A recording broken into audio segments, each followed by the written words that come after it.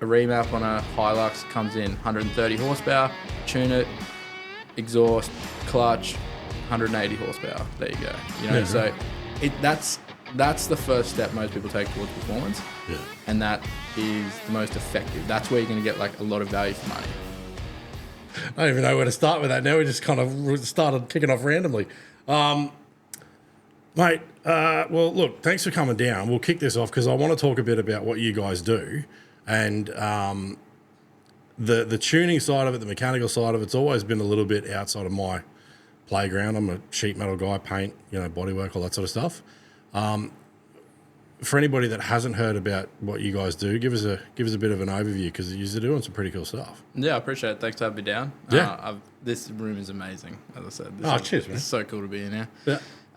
Yeah. So what HD is primarily a performance parts supplier. So going into those performance parts supplying, it takes like a lot of years of work to figure out what's good, what's not, what's worth having, what's not worth selling. Separating like the gimmicks from like actual real performance, things like that. Seeing trends over the years, you'll see one particular thing just get a heap of, advertising and whatever. But then, you start seeing a lot of cars. You realize that actual item is not needed. We're going to exclude it from what we sell, et cetera, things like that. So that's essentially our primary goal is to have high quality, very effective, meaningful performance solutions available to retail customers at all times. Yeah. And then secondary to that comes our sort of mechanical and performance workshop. So our workshop is located in the same building, and that carries things out like dyno tuning, software, R&D as well on particular softwares and vehicles, like R&D on vehicles themselves, whether it be hardware, fuel systems, turbochargers, intercoolers, exhaust systems, testing products for companies, R&Ding products for companies we work with to get results, things like that. So we have a dyno. We have some really passionate and highly trained staffs that allows us to carry that sort of work out. So that's what we do. Yeah. And you've been making some waves lately on some of the channels. You're pretty, I wouldn't say controversial point of view, but you've got your own sort of things that you like doing mostly for like the four-wheel drives, like going off-road. Yeah. Where do you guys kind of start with all that for someone coming in that doesn't know anything? Well, for someone who's looking to get into performance, like for me, the first modification I make to like any vehicle I've ever owned, anything I ever do is more power. Like I've got more power. You need more power. Like there's never enough under the right foot. So how you get that and how you achieve it, like really comes down to like someone's like goals. One of the most common questions I ask people all the time is like, what made you contact us? You're not like if they've looked us up enough to the point of getting on the phone and wanting to speak to us, we're about performance. What do you know? Like, what are you trying to achieve? What made you call? What made you pick up that phone and actually, are you trying to make a 400 horsepower Land Cruiser? Are you just trying to get a bit more power? Have you got a problem with your car? And you're taking that opportunity to not just spend money on repairing it, but actually upgrading it. Yeah. We see that a lot too. Like, I wasn't going to do this, but then this broke, so I may as well replace that and this and that, and then just do the whole thing, Yeah. So that happens a lot too. So it really comes down to what each person's wanting to achieve. Like for most people, most cars, you want to talk about percentages and gains. The first 30% of a performance increase that any car has is the easiest, most attainable 30% of performance increase you can get from anything. Like you can have an old 1HD Land Cruiser come in with 100 horsepower at the wheels, just tune it, standard turbo, add a boost controller, 130. We talk about 30% gains, there you go. Yeah, a remap on a Hilux comes in 130 horsepower, tune it, exhaust, clutch, 180 horsepower. There you go. So that's the first step most people take towards performance. Yeah. And that is the most effective. That's where you're going to get like a lot of value for money doing those first mods. Yeah, that first feeling of holy shit, that's a new car. 100%. Like, handling better and yep. Is it much that you do with the fuel economy side? Do people come in and go, look, it goes all right, but it's sucking the juice out of it? Fuel economy, that is a topic. So fuel economy, like if you understand ECU tuning and ECU calibration, the way that like manufacturers build ECUs to, work around, their emissions regulations systems, and shit. Yeah, regulations, stuff like that. You can see what they do. You can see what they're trying to achieve. Yeah. And the conditions that the car's operating in, like obviously matters as well. But most of the time, the sort of claims to economy around tuning and performance upgrades are really just about engine efficiency. And most of the time people are going to upgrade their car, and then what's the next thing they're going to do? They're going to go and flog it. Yeah. You know what I mean? So efficiency is not actually ever something I get asked about a lot. Okay. But in turn, the results you provide often eventually, when they get a bit, they've used up, the first, 6 weeks of dopamine hits they get from pressing the pedal, and they can lay off it a little bit. Yeah.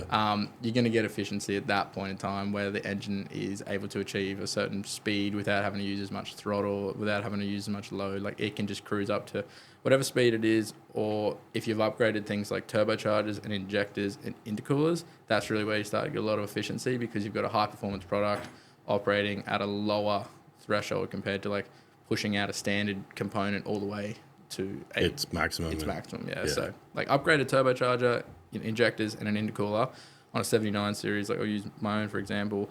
I get about 10.5, 11 liters per 100, where I know typically out of the box you'll get maybe like 13. So people love to call it 10% savings in economy because it's an easy thing to go for, but that may be 1 liter per 100. That's it. You know what I mean? So you're never going to see that massive shift and suddenly this is the best thing ever. Some cars though are different because an N80, you're like 2015 onwards, Toyota Hiluxes, they are putrid out of the box for economy, and you can really improve that. So they're one car that's like you will always hear back. It went from 11 liters per 100 or even more, 13, 14, now do 8. Like that, you get some cars you get a huge improvement on.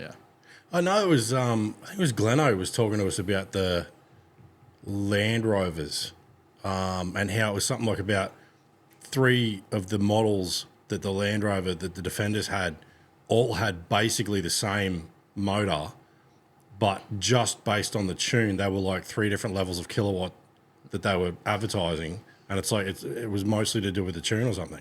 Yeah, 100%. And there's more reasons for that than simply just, like the first reason is, Apple's got to bring out a new iPhone every year, right? Yeah. You know what I mean? So like if we know it can make this much power in 2010, what are we going to do in 2015 when we haven't done an upgrade in 5 years? We've got to give it more power. So yeah. Easy. This one's got more power. Just detune the first one. 100%. Yeah, right. So that's the first thing, the economics of it. The second thing is in other countries where these cars are developed, it's not the same registration structure as what we have here. There are actually a lot of countries in Europe, for example, do their registration based off like output of the vehicle. Really? Yeah. So having like a certain output of a vehicle, and like Japan's the same, like with their 660 cc's and stuff, and key cars and things like that.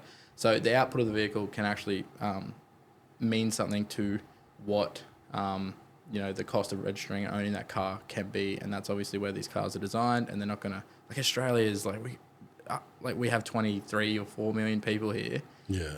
You go to one city in Europe, and you know what I mean? Like, they're not going to go and rewrite the book for us. No. We're just going to get whatever they get, basically. So yeah, it's not like we're building anything here anymore either. Yeah, but that's like a lot of tuning and software stuff comes out of countries that are like that, so they're the ones that work the hardest to output the most amount of power from the lowest capacity, lowest factory horsepower options. So that's where like a lot of things that trickle down into the cars that we modify here come from as well, because they learn so much from extracting so much power out of such a little engine. Yeah. So, yeah, I think it was Ruben was having a crack at the new 79s being like that they've got the Hilux motors in them and all that sort of stuff. And it's like, I mean, I get it. I get that the technology's changed and they're able to get quite a bit more get up and go out of the smaller motors, but it just doesn't sound like a V8 anymore, That's the biggest problem. I actually love 79s, and I agree with everything that's wrong with them, but I still like them.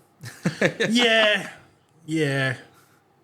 They are so uncomfortable, even if you upgrade the suspension. Yeah. They are so small, like you can't even, I've got a nearly 2-year-old, you can't even put them in the back, barely. Right. You know what I mean? Like there's no space in the back. They are never that quiet. You know what I mean? Like you drive a lot on the highway, they're just so noisy and they've got all the sound editing of a sardine can. Yeah, well, I took the roof out of my everything, everything. Can't sound deaden it $1 more than I have. Yeah, right. And it's still making noise. Well, I had a 200 before that, so yeah. Well, that's it's like going from a bloody BMW to an old Datsun. Yeah, but I thought like I'm not. Maybe I'm an idiot, but I thought maybe I can, make this at least good enough. And I'm a big fan of like silence in the cabin. Like music on, podcast on, whatever you're listening to. But silence, unless you want to wind down the window and hear the note and hear the. That's why I love some of the things about European cars. Little button on the dash. You got quiet mode, loud mode, whatever you want. Have you ever played with any of those exhaust misdirectors or whatever they call them? I haven't really touched them. Nah, I had a Mercedes once that had it, and that was pretty cool. But, yeah. I definitely made use of that. What's is it? You do anything other than the 4-wheel drive stuff? Do you ever get any sort of no? Nothing. No. I'm a big believer of just like pick something. And just do it. That's it. Yeah, you'd hate being in here. I'll anything that interests me, I gravitate towards because, I mean, it's just we've had this conversation a heap of different times in here too. Like, there's when things become like the beer. Mm-hmm. Sorry, man, shit host. That's all right. I forgive you, mate. Just don't do it again. There you go. Thank you, soldier.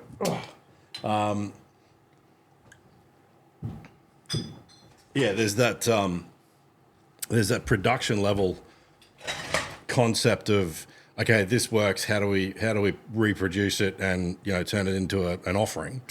And I just never, I don't know. I never kind of worked out how to do that and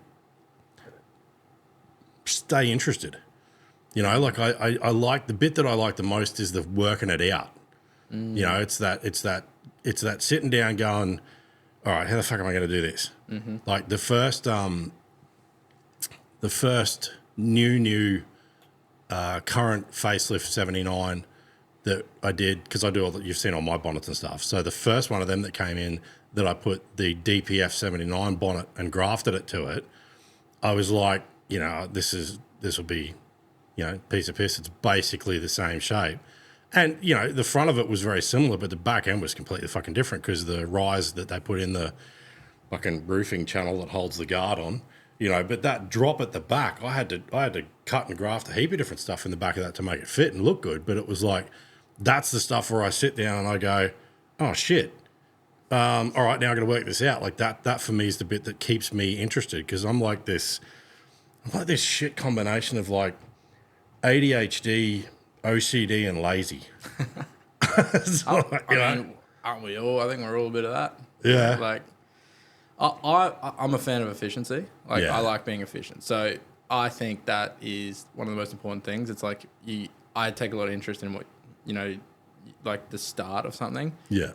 But then I recognize that if I don't, make an economy of this, like through efficiency, whatever it may be, like I'm sort of going to put a timer on how long I can enjoy this for, So like, I get that. The new challenge for me shifts into like solving the next problem around that. Like, a big problem for us is constantly like we can't get enough of stuff because manufacturing's slow, whatever it might be. So constantly like, it's like on to the next challenge. Yeah. It might have started on this one thing here, but then the same interest, I try and keep the interest, take it away from the object and like put it into the next thing in that chain of, okay, we've made in my opinion, the best, whatever it is. Yeah. Now we need to sell it the best. We need to make sure we have it more than, we need to have it ready to go. Yeah. How do people even know we have this? So are we advertising it the best? Are we doing this the best? Like, it's like I start with that thing here and then it's like, let's follow it up like in 100 different ways down the line, Yeah. No, I get that. That makes sense. That I guess like that's for you guys because I had staff up until the end of 22, but I worked out at one point that I'm just not a good manager. Not many people are. Nah, I'm just not. And that's fine. That's like half the problem in life. I reckon a lot of people get promoted into managerial roles. Yeah. Because it's a promotion. Yeah. But they're not managers, so they kind of like cut their own feet off a bit. Yeah. It's like you were really good at this. Yeah. And now someone told you should be a manager because you're going to earn more money and that's a promotion. But you were actually just really good at this. Yeah, I get that. Like, now you've gone and done this. Yeah. And now you suck at this. Like, who said you were good with people? No one. Yeah, that's it. It's just the next step up. Doesn't always mean it's a good thing. I found like some of the guys that I had were good guys. Some of them weren't as good, but it's like you know, I think it's like, I mean, everybody's a good manager when everyone's getting along, you know, but when there's a bit of frictions, you know, when you start seeing if there's cracks there, that's when they start getting exposed. Plus, I'm a stickler for like just having my hands be on it. Yeah. Like, you know, there's a control. We've spoken about this too. It's like I have this inability to release the grip very well, you know. But at the same time, it's, you know, if I had other people here, I'd be directing people and wouldn't be doing kind of what I want to do anyway. I'm almost that thought process of if I just get in and get it done, then I'm free for the rest of the day to do whatever else we're going to do. You know, but yeah, very different thing with like what you're doing. Because I mean, it's like you've got this cool team around you of just this wealth of information and knowledge. The people, man, like holy, the people are just it's the first thing I always hear. People like we are the most open door place. You can walk up to us. We'll take you into our workshop. We'll show you anything. Like we are so open door policy, so to speak. Yeah. And always I get a phone call the next day. Those people, the people you got there, man. I'm just like, it's like you cannot, like you can't just put an ad out and find these people. No, no, you definitely can't do that. I love them so much. Like they it's like a group of like a few misfit behavior going on there. Like, you know, a few dropouts on this, a few like got hired in dispatch and now you're doing this, and just, you know, we picked you up off the street basically, you know, we gave you a haircut. All right, go out there and do that thing, you know. It's like I try and tell people, it's like I get so hyped up. It's the wrong topic to talk about because I just get so hyped up on like people and like what we got there, and it's I try and tell you, it's like Top Gear, you know, like TV show Top Gear. The original. It's the original Top Gear. Yeah. It's 3 guys in a car. Yeah. Or 3 guys, 3 cars, whatever the second, you know, what they're doing. All right, go and make that again. Yeah. You can't. No. You know what I mean? It's like you can't. I get you. It's like it just had to be those 3 people who love and hate each other, whatever it was. Yeah. In the same space, you know, like it's sometimes what it takes. Yeah, look, I agree with that. I think like I've tried to replicate it a couple of times over the years, but there's a magic that happens that it almost happens when, and it's like so many other things too. It's like when you sort of put something out there to the universe or whatever, and whichever way people want to believe it or talk about it or whatever, it's, you know, the harder you work, the luckier you get, or manifesting or whatever. There's definitely a part of it, like, because I tried to get this off the ground for ages while I had guys there, and it was like I should have been freer than I was to be able to do everything I needed to do to set this up, and yet I wasn't. And then when I went back to being just me and doing everything, suddenly this all happened. Like, it made no sense, you know, but it was like the universe was just going, not yet. Yeah. And then open up the sort of floodgates. Yeah. But you're right. There's that magic that can happen. Top Gear was the same. Didn't start with all 3. Yeah, true. You know, started with it was out of the 3. Jeremy was first. I feel like Hammond came on next, and then it was May. Other way around. I know Jeremy was first. This is how it went. I'm a bit of a connoisseur of the old Top Gear. Okay, right. I think James May featured on the very first iteration of Top Gear. Right. So before it was, when Jeremy Clarkson was also on it, he was like a one-show kind of guy. Yeah. And I think he got fired and got back to his magazine show or whatever he was, magazine thing. Yeah. He put out a little article. This is how he ended up in the job. He put out an article for the magazine he worked for. I can't remember. You'll have to look it up. Look up James May's article. You'll find it. It's the reason he got fired.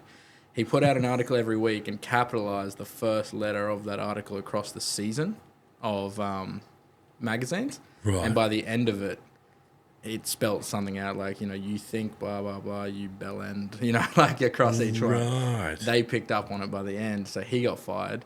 And then they went back, and obviously Top Gear was a thing. It was it was Hammond and Jeremy and another dude at the very start. Right, okay. Who didn't make it to this, whether it was second episode or second season. Yeah. And then James May came in second season.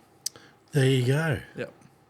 Wow. If that's all, I'm going off memory and I don't follow the topic closely, but that's what I recall happened. But yeah, right. But I think because James May did that little cheeky article, the way he got fired, they were like, that's the sort of energy we're looking for. If I was to think, I guess. That sounds like something May would do as well, because he's not real direct. You know, that sounds like the sort of, you know, cheeky undertone of, I'll have my say. I'm not going to call you a dickhead to your face, but, you know, I'll get it out there. He got it out there. Yeah, no, that's cool. That's awesome. But yeah, no, that sort of magic, it would be pretty rare. And I mean, like, that's the tricky part with it too. Like, I love Matt LeBlanc. Like, I was a big fan of Friends. You know, Moog from Mighty Car Mods, you know, and a few of the other boys that have been involved in it, you know, in the earlier rendition on the Australian one. It's like, individually, the guys are cool, but they should have just called it something different. Yeah. They just should have called it something else and not tried to replicate it. Well, it's ironic. I can't, the other guy who they took on at the same time, there was Matt LeBlanc and then came the YouTuber. I can't remember his name, but he was a YouTuber and I used to watch him as like extra content aside to whatever I had available to me before Top Gear. And before he went to Top Gear. Yeah, so YouTube wasn't considered like a real thing in like 2014, obviously, whenever 12, whenever this all happened. So when he get poached out of YouTube, and he was killing it, like high quality, already had amassed a following on the internet. But back then, like conventional media was still a winning recipe. So he got poached out of a YouTube thing and put onto Top Gear. Ironically, if he had just stuck to what he had started, think about where he would have been today. Oh, yeah. You know, like you not gave up, but I could see what he did. Yeah. Who would say no? And imagine if he just stayed and stuck with YouTube. Yeah, no, I think I know who you're talking about. He's something on cars. Chris Harris. Chris, there Chris it is. Harris, Chris Harris. Yeah, I saw his episode that he did with Rogan, and he was sitting there talking about like what it was like, you know, the first sort of days dealing with the fact that he's like, look, yeah, okay, all right, look, I'm not Jeremy. We're not trying to replace Jeremy. This is just our version of it. And it's like, I can respect the effort in people trying and having a crack at it, but that show wasn't what it was because they were reviewing cool cars. It just wasn't. It was their personalities. It's like American Chopper. Like, that show succeeded because of the personalities of the Tuttles. The bikes were cool, just like, you know, Bugattis are cool and Porsches are cool, but you can see all that shit anywhere. Like, those shows it's personality based. I love it, man. I went through high school on that. Did you? How old are you? I'm 28. Fucking baby. Oh my God, 28. Are you serious? You'd be only in your late 20s yourself, wouldn't you? Oh, yeah, sure. Fuck, what, 44 this year? Yeah. Good Lord, he's older. Did you find out what that article was? Oh, why did James May get fired? Yeah, now I was looking. He was with a place called Autocar. That's the magazine, was it? The magazine, and something about he was hiding messages within it. Yeah, it's like he spelt out. I think it was something to do with he was bored and. If you look up the message, like Autocar James May message, it'll tell you like what he wrote. Yeah, it's crazy. Yeah, see if you can find that. I want to know what it says now. Yeah, I can't get it out of my head. Yeah, I gotta know. Yeah, no, that's yeah, you're right, but it's the personalities. It's the same thing with. Was like we were talking earlier about the Chip Foose thing. So are you familiar with any of the American choppers? You know what I'm talking about at all? Or? I grew up around bikes, but not choppers. I'm more like Harleys. My old man's into his Harleys and things like that. So I didn't get too far into like choppers, and I didn't pick up an interest in bikes until I was sort of like playing with cars a bit. So no, I have not. So yeah, right. Yeah, no idea. Oh, there he is. There, there's my little Paul Senior. Oh well, no, I know that face. Yeah, yeah. So that's the dad. That's that. Yeah. Okay. So it's the whole like that was my 17, 18 when they came on, like late 90s. And that was really my exposure to the fabrication. It's cool, man. It is. It was just, you know, like people like, Jesse James calls them cake decorators and all that sort of shit. But all right, what was it? Where are we? We're in here. Oh, there it is on the right. See James May's hidden message. Open that image up. In the photo. Oh yeah, click that one up. Move up a little bit. If you click on it, it should open. There you go. Oh, there we go. So you think it's really? Yeah, it does say it back here. Okay, there you go. It said, yeah, so he had that spelt out. So you think it's really good, yeah? You should try making the bloody thing up. It's a real pain in the ass. That's what he had in his hidden message. Yeah. That's gold. Can you make that any bigger? Click in on it. Just click, see what happens. That's it. Oh, there you go. No. Oh, right. So, yeah, big red letters too. So, yeah, right. But how'd they even go back and check that? No, that's exactly. Good Lord. Subliminal messaging. Yeah, whatever happened with that? They used to do that in like movies and shit, didn't they? It'd be like halfway through a movie, there'd be a thing that'd flash up for like half a second. It's like drink Coke, shit like that. That got outlawed. Can't do that shit anymore. Works too good. Cheeky bugger. Matrix working against you, mate. Works too good. Yes, like Great Northern. It does work good. I tell you what, I stir shit with them because we reached out to them because it was in the beginning. I was doing a lot of checking. I'm like, I don't know if I can drink, like, and show the logo. Like, am I going to get sued or whatever? And I reached out to them. I'm like, this is what I drink. Like, is it a problem? Are you okay with it? Whatever. Don't really hear shit back. That's big companies, man. They're inefficient as hell. Yeah. Like that's what I'm just soaking it up. While like I love the size my company's at because we're so adaptable, like But big companies, man, they're slow. Like they're who's in charge? Everyone's like racing to the top. So people are just it's just big companies, man. Different perspectives on where things should go too, especially for people that have been in something for a long time. Mm-hmm. Like Ruthie was talking about that on his first episode when he come down about obviously his split from at the time Action was just with the direction they were going, and he's just like, I'm not doing it. It became a commercial thing, not a venture thing. Yeah. They've all said the same thing though. Like Barney said it, Ruben said it, Gleno said it. It's like it's designed to look like a group of mates away on a trip. Like that's how they film it and edit it and stuff like that. But it's a business and it's an undertaking to produce it and all that sort of shit, Yeah, it's a shame though, because not necessarily about them, but how these days everything has to be a business. Yeah. You can't just, it's such a sin to just do something for the love of it now. Yeah. It's like everything is a business, so. Yeah. Yeah, I think that's probably been one of my things with this place was really, I started doing it early on, but then it became a business with staff because then now you're responsible for wages and shit. But taking it back to just me, it's really been a little bit more around, all right, what do I have to do to pay the bills and how quick can I get it done so that I've got the time to do the other stuff that I want to do. My drama is I can't turn it off because it's like, even if it's something that I just want to do, like the other show, I still... Like I want to do that, and there's no money in it as such. There's no branding behind it. There's no nothing, so it's just a want. But I'm allocating work time to deal with setting it up, and I'm structuring it around that, and I'm giving myself deadlines for it and stuff like that, like it's a job. So it's like, even when you kind of go, this is what I want to do, I sort of almost turn it into a job as well. But yeah, it's definitely. I get what you're saying with the control being like staying a little bit smaller, but I get where you're going with it too, because it's kind of like you could see HD being a lot bigger pretty easily. Yeah. Yeah. I mean, we put our first ad out in Spanish yesterday because we send so much stuff overseas. Wow. Yeah. Like, there you go. It's a spoken all around the world, you know what I mean? So, and those countries have the vehicles that we work on, and we are shipping products all around, literally countries, man, I've never even heard of, and I'm like thinking, I see someone sending something to the Ivory Coast, and I'm like, where is that?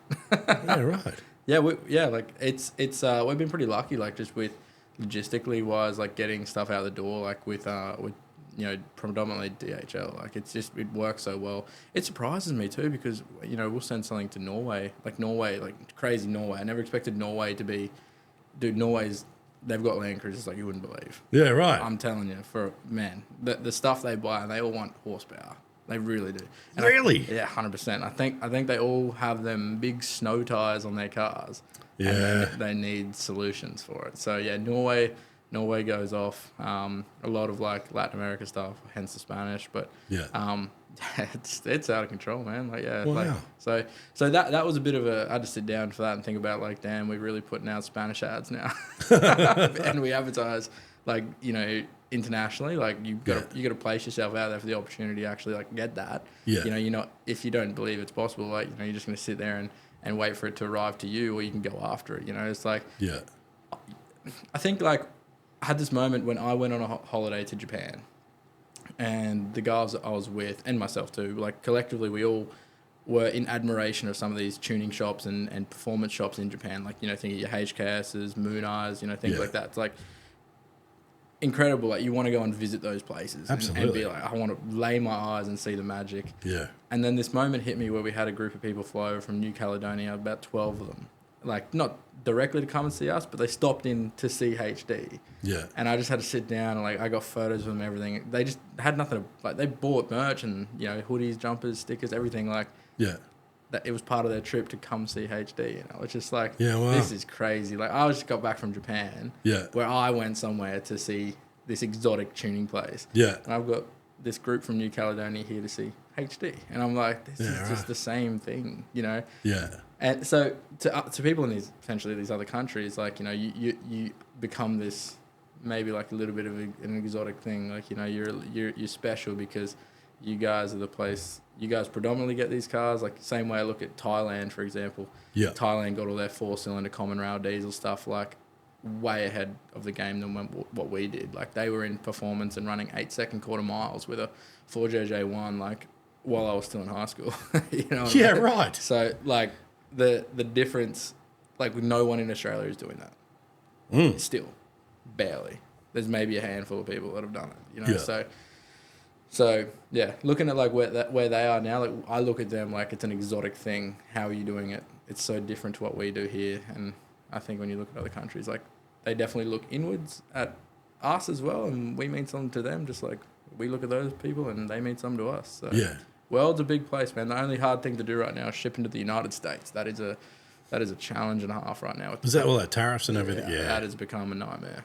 Yeah, I looked at I got a couple of comments on one of the 80 series bonnets from someone over in the States, and I think we started looking at the dollars, and it was almost, I think it was more, or it was close to the same cost of the bonnet as to ship it. Yep, it normally, like, to send a small pallet of goods to the States, like, you spend about $2,500, and then on top of that, they're going to have to spend a fortune on whatever import duties they have. So it's they got to really want it in the States. Yeah. James, obviously, from Pirate, like, he just put his story up today. He's doing something really smart. He's not just giving up. He and I are going to SEMA in November, and part of that for him, I believe, is to organise with local manufacturers to produce his goods in the United States. So he can. Smart. I know, but that's what they want. So he's smart for actually doing what they want. You know what I mean? It's like that's what they want.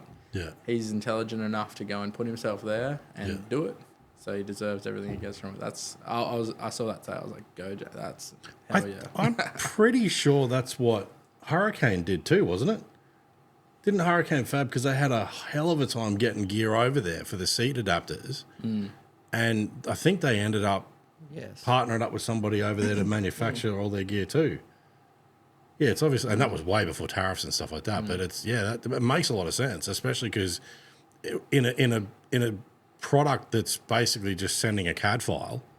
Yeah, you know what I mean. Like it's a trust game after that. It really. That's I think that we were talking to them about that as well. It was like, how do you know they're not going to they've got your file now. What are you going to do about it? I think you got to have faith sometimes in business. You got to believe in who you're working with, and if you didn't, if you didn't have a reason to contact them in the first place, like, what are you doing at all? Like, if you're going to go as far as saying, is this a potential opportunity?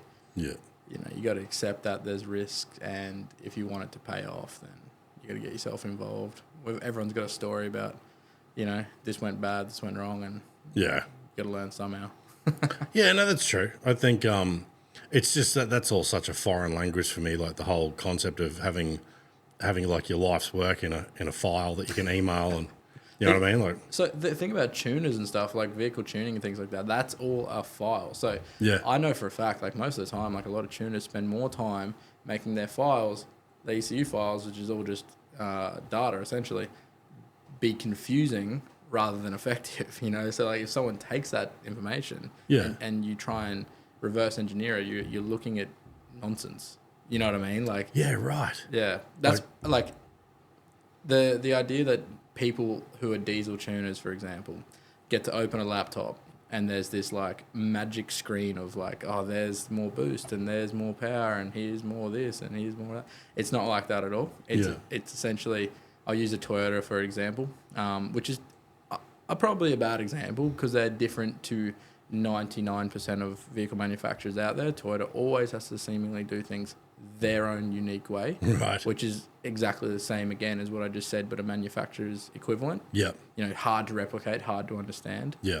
But if they did it like Bosch did it, for example, then the same leaks out of factories on how logic of an ECU structure works and how would apply to Toyota, therefore be as easily cracked, in terms of logic as. So they separated it completely, and Denso, Toyota, whoever it is that worked on this, have obviously decided we're going to do things a unique way, like even down to axes and things like that, different type of axes, different type of everything, different type of, like torque control, I guess if you say, fuel control, the whole thing is all different. So, so the idea that you get a tuner gets to open a laptop screen and goes like, there's my this and there's my that, like you would with a aftermarket ECU piggyback product is not the case. It's I remember years ago there was that my first introduction to even the concept of that sort of tuning, because my early years was like carbies. Yeah. Don't worry, mate. I've had a few carbies, K70s and stuff like that. Yeah, that was getting your jets right and whatever else, and setting What do you mean? I bought one off eBay, put it on to work. That's all I did. There you go. But the early introduction for me was like the DP chip back in the day, which is 10, 12 something years ago now. So there's logic in those chips that is still used to this day. So essentially what they're doing is like they're interrupting a sensor. So you have a sensor that is, the rail pressure sensor, for example. You interrupt that signal. You might have a high amount of resistance through it via the DP chip. That will then feed back to the ECU that area is underperforming, so to speak. Like, it's meant, like we max out at 3.6 volts, for example. That's the max rail pressure voltage on the sensor, 4.5, whatever you want to call it. Yeah. And then you've got this DP chip, essentially pulling that down, so the factory ECU will keep adding more. That's essentially what's happening there. Right. And people still use that same theory. Yeah. But now they often apply it to the actual sensor itself in that ECU. Right, okay. You know what I mean? So yeah. It's not a bad idea just to say like whatever percent everywhere. Yeah. But it's dirty, so to speak, to have a physical thing in the way when you have the software controlling it right in front of you. So people go and edit things like that now to achieve what is no different to that, but a more refined version essentially, because it doesn't interrupt. You can then build the rest of the table and the rest of the software around that change rather than just going this one particular thing. The way, that's going to work that way. And even still, like that's nobody will tell you how that is done, where it is done, and realistically no one will help you get there either, because it's all IP at the end of the day. Like it's all people who've worked really hard to achieve this information. So, you got to really like get there yourself, and that is not an easy task. And I've seen really high levels of it done without like the only petrol stuff, apart from like we do a 1FZ. That's my only, touch on the petrol world, and then I got the Suzuki Jimneys as well. Yeah, at least you're getting the right motor. 1FZ the world, mate. There you go. 4.5 litre, mate. She's a bloody good thing. Good old 1FZ. Dude, mine's got 500,000 kilometres on on a who knows what. Yeah. We put a turbo on it, injectors in it, everything. 400 horsepower. Good Lord. I hold it flat everywhere at all times. Yeah. And it is... I've had it over on red, on the temp gauge, constantly. One piece. Loves it. Yeah, right. They are so strong. I've never seen a 1FZ throw a rod. Seriously. Like, No. I've never seen it. No, I've never had anything to do with. I mean, the 80s for me are like my sort of bread and butter, and it's like, but I've never turboed one. I've never done because We it's should just definitely throw a turbo on one for you, just to get a little taste, mate. I'm sure we got something we can hook you up with. Yeah. Some little seconds lying around. that'd be cool. The old turbo off my car, the old manifold, you can just have it, mate. We'll just throw her on. I'll put some new ones on. We'll test some new products. Yeah. I know those ones work. Trust me, I'll show you. Yeah, that's it. It's only hold red line for like 6 or 7 hours. It's all right, you know. No better way to know it's working. You're not fucking wrong. But it's a funny thing because I hear this all the time too. I think this is pretty funny. I don't know if anyone has ever really thinks of it this way. People ask me all the time, I've got 500,000 Ks. Should I do this? And I'm like, yeah, you should do it. It's like, okay, well, I'll just let you know that they'll do it. And then they don't baby it. Okay, it goes wrong. 6 months later, the engine's breathing heavy, whatever it is. They then come back at that point if you're doing a mechanical job and I've got a new engine, it's built, all this, I want to push more power. Okay, sweet, do it. And they're like, sweet, I'm just going to baby it now. It seems Okay, a bit, it's like, okay, you didn't baby it with 500,000. Yeah. Now you got a brand new engine, you spent all this money on, now you're going to start babying. Yeah. It's like, now's the time to send it. Yeah, that's it. Now it's built to handle it. Brand new engine. Yeah, see, I don't know. See, I'm funny like that. Like I get, like you were talking about at the beginning, I get the first stage, you know, letting them breathe better. You know, it's like a good bird, suck, bang, blow, you know, make that first stage right. And then it's the next level. And I pay out Sammy on here so much for that fucking 80 series. The poor bugger. I'll pay him out too. I'll call him up right now. Say, Sam, take your car off road. Yeah, that's right. But there's that certain level where I go, why am I trying to make something that's got the aerodynamic nature of a brick go quick when I can just go and get something that was designed to go quick? You can go and get a Hyundai i30 and it will go quicker. Yeah, but but that's, I get that because like I had one of the, I had a rare little 2015 or 16 Audi A5 Coupe manual. It's the only reason I bought it was a manual. That's pretty cool. I'd never seen one, and I was like, no, I gotta have that. And that was only a little 2 litre fucking thing, but it was because it was a manual. It was so much fun, and I'm kind of like, why have I been trying to make these big fucking things go quick when I can just grab something like that that's bog stock, other than slamming it on its ass with a big set of wheels, and it's like that was fun. I mean, it's not quick in comparison to quick cars, but for me, driving around 80 series, it's like I'm never going to make my 80 handle like this. Yeah, but you can lower a car to the ground, and the closer to the ground it is, the faster it feels. Yeah, that's true. That's the whole. My fastest car ever was a Daihatsu Mira because it was this far off the ground. Yeah, you're driving a go-kart on steroids. I love it, man. Yeah. You know, if I could, you ever sold cars that you wish you never sold?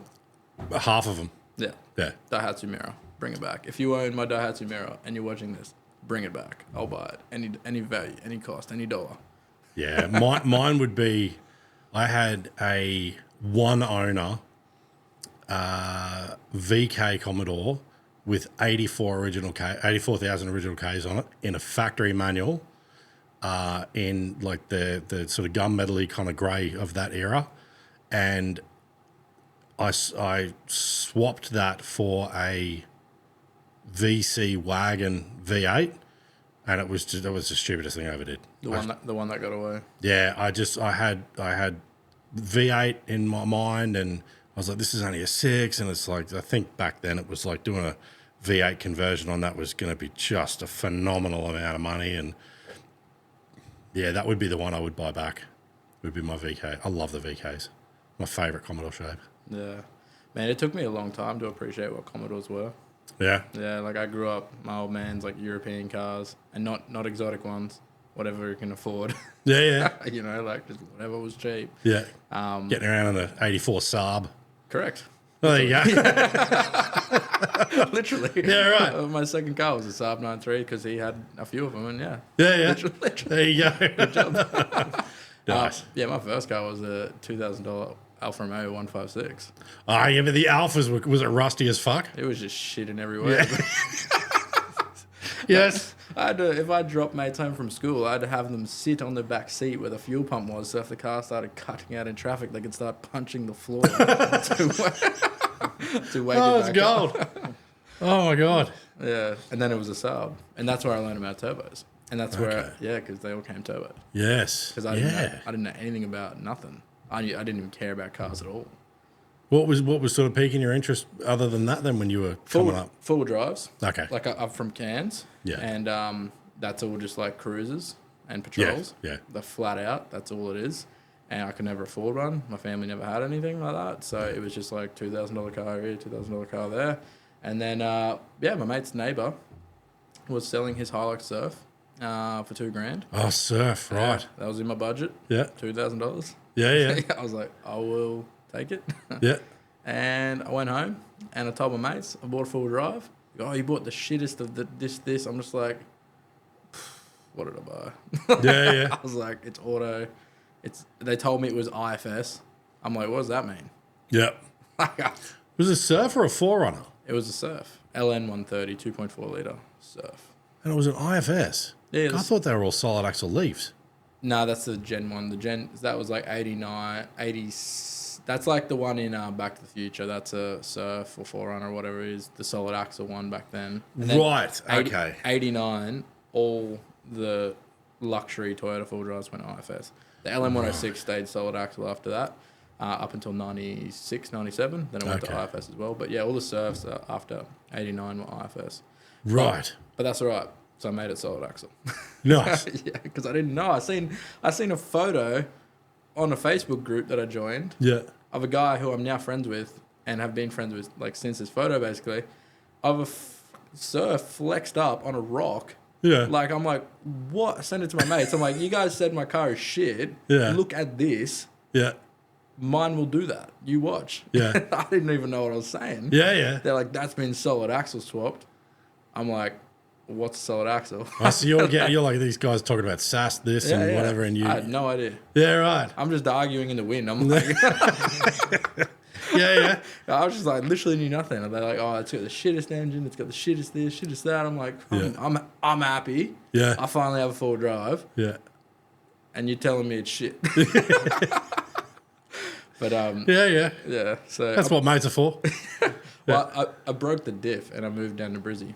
Okay. And I got I went to university and I got a regional scholarship that I applied for because I had no money. Right. And what do you think I spent that money on? I'm guessing the Forerunner, the Surf. That's it. Yeah. We got the solid axle swap, baby. So that's Grant well spent. Yeah. that's how that was done. So Yeah, right. yeah.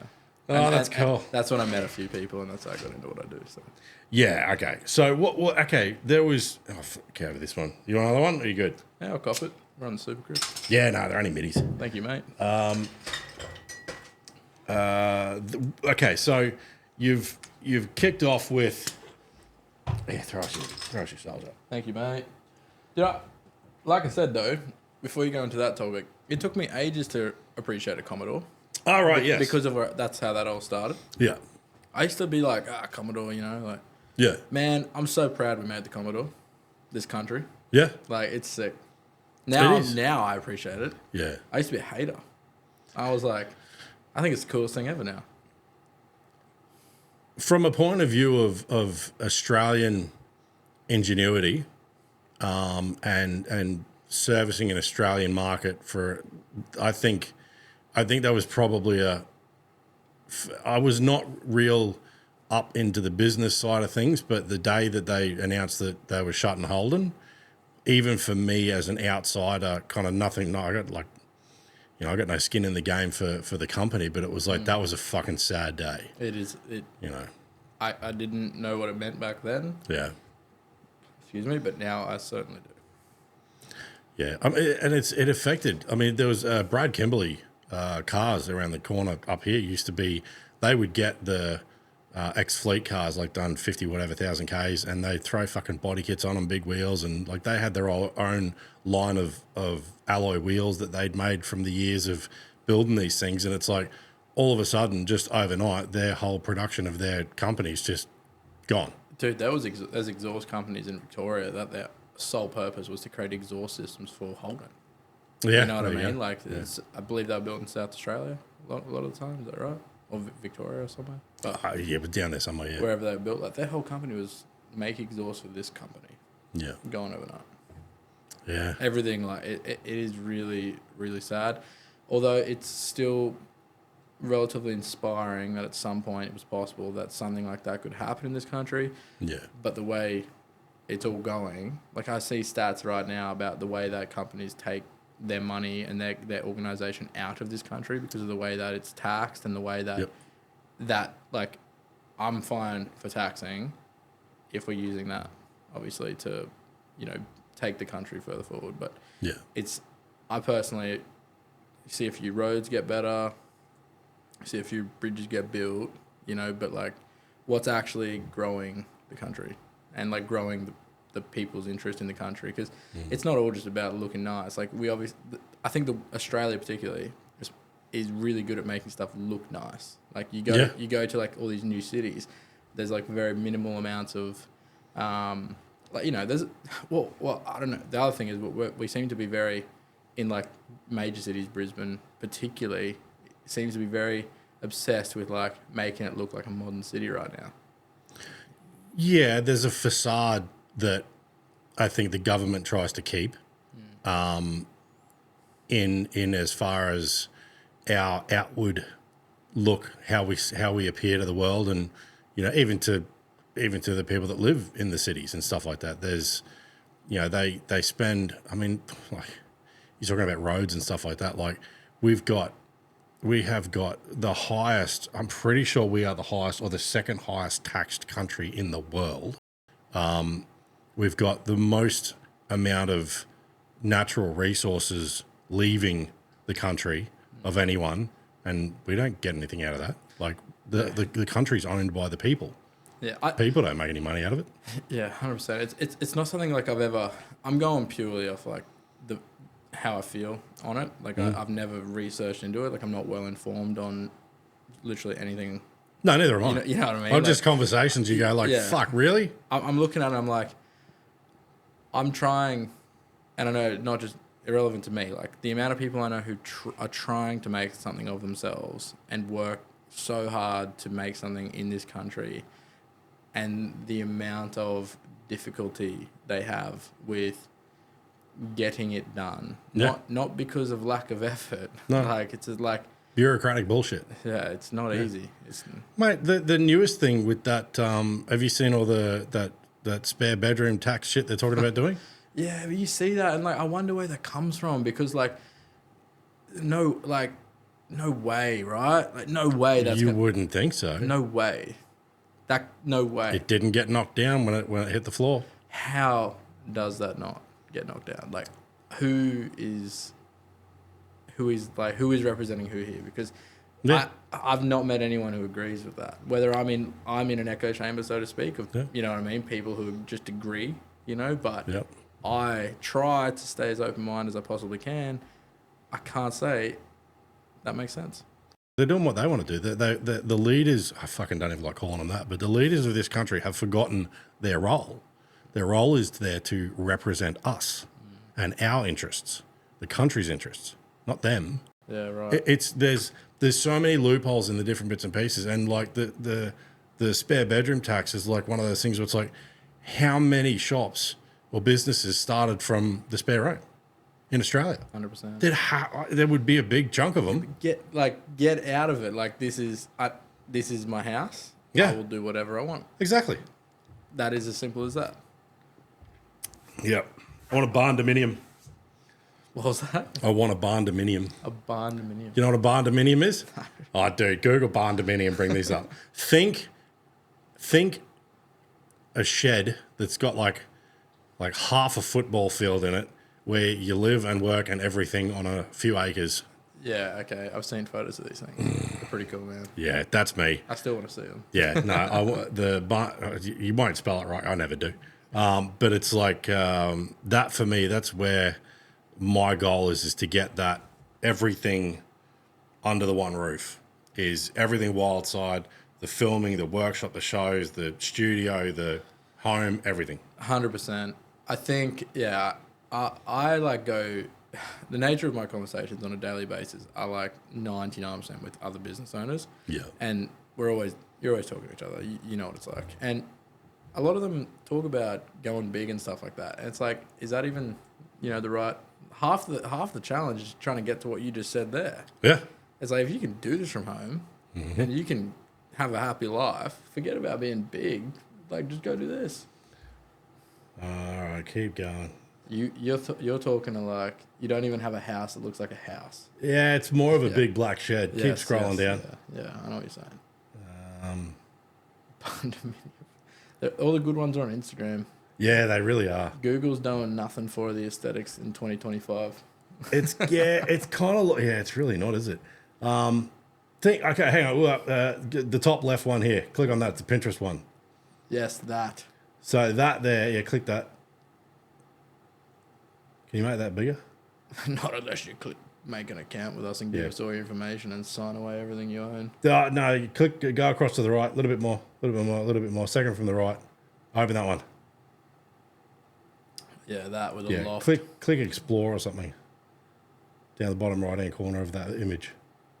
There you go. Click that. You're in barn dominion heaven right now. So picture that's at one end. And then behind you, there's like a hoist and a workshop and, all the cool shit. A few pokies in there in case you get bored. Yeah, well, I prefer to call it, my partner, but, you call it whatever you want, No, it's like that for me is that on a block of dirt somewhere, whether it's got an extension part out the side that's a separate, area. And then, but see, that for me, if that turned around and there was a, double, glass roller door. Like the Americans have the glass roller doors. You don't see them over here very often. Is that the thing Whistling Diesel drives through every second week? I'm trying to think. I don't know, but it's like a roller door, but they're clear panels. Yeah, right. So you can see through it. It's like that, but it would open up or tilt up or whatever. And I'd have like the muscle car, like, an old Mustang or something like in there with me. It'd be like full man cave. Yeah, it's cool, man. That would be me. American style wood, exposed beams, brick. Couple moose heads. Yeah, I've never been drawn to go and shoot shit. I like shooting guns, but I've never really been drawn to go out and kill something. And I get what you're saying. I've only shot a gun like 2 or 3 times. Hey, it was just at cane toads. Yeah, I've killed a few trees, but no, like that. I get the concept of for people that hunt and process the meat. Totally get it. That for me wouldn't do anything for me. Having I shot this one and such, and I don't know. That doesn't do anything for me. On that topic, it is a bad day to have led onto the topic of guns and shooting. Charlie. Yeah, that's fucked up. I'm so sad, truly sad. Like you hear there's news of that sort of stuff. Yeah. And you know how easy to scroll past something. Like something happened. 1,000 people bombed and whatever. It's like you don't connect to that. Yeah. Man, this guy's 3-4 years older than I am. He's got a couple kids. Wife. I've got a 2-year-old. Like I can't even think. Like I can't even rationalize my thoughts when it comes to this because it's like I don't know him. I'm not a follower. Like I know him. I've watched videos of. Yeah. But I feel like I don't even know this guy. But I feel like I've lost a friend. Yeah. I don't know how to describe it. And the public execution. I just have no words. I got some fucking words for it. It's a gutless, fearful, horrific cunt act is what it is. I think the thing for me, like, he's always just been a positive voice in fucking communication. Like, that's all he seems to have ever want to do is just talk. Like, let's like, the Americans love the word debate, whatever. But we would probably call it out over here. We would have a conversation. We'd be like, give us your point and I'll give you mine, and we'll, see if we can't work out where our differences lie. I've watched so many of his videos over the time, and it's like, as horrific as what happened today is, what that's done has fucking galvanized his message. It's like everything that he has said on every ear that has heard him, this act by this cowardly piece of shit or group or whatever, all they've done is launch him even further into the public eye, and more ears will now hear what his message was. And it's like, it's done the complete opposite. Obviously, what they were trying to do was shut him up and send a message. And all it's done is just galvanize that message for people to hear under a spotlight of just a horrific cunt act. There's just no other word for it. Like, I remember when I first heard him speak, it was like he was so accurate and so direct and so articulate, it was almost off-putting. I was like, fuck, I don't even know this prick. And it's like, he's just said that, and I'm like, God, fuck, he's right. It was so impactful, the first thing that I ever heard him say. And it was, I think he was talking about, it might have been something that's really not even anything to do with me, but it might have been on like abortion or something like that. But it was so like, wow, that was kind of confronting, but in a really like powerful, good way. We've lost an incredibly important voice. But again, luckily for things like YouTube and stuff like that, his message is out there, and all these fucking dirt shitbags have done is really almost emphasize what he was talking about, which is the need for communication. Moment for Charlie, I guess. Yeah, man. Cheers, Charlie. Thoughts and everything with his family. It's fucked up. It's a shame that that's what the world has come to when it comes to that, because yeah, man, I got to go to the States in November, and I'm even like, do I even want to be there? Yeah. You know what I mean? Like, in a world like that right now. It's I don't know that it's anything that you can really ever kind of prepare yourself for, like when you, and it's such a, when you know the motive, I mean, obviously we don't know the exact, but when you basically know the motivation behind an act like that, and it comes from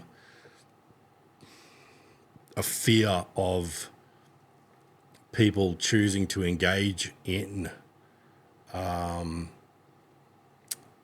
somewhat controversial kind of topics. It's a fear of messages getting out, a fear of new information and new perspectives getting out. Like, that's the only reason that anybody would do anything like this is trying to silence somebody from spreading a message. But I mean, the message that he was spreading was all about educating people via conversations. Like, I mean, how do you, like that? It makes it so much worse, the motivation too. Like, what happened is shit, but the reason it happened is just makes it so much worse. It is. I literally don't have any words for it the way it's happened.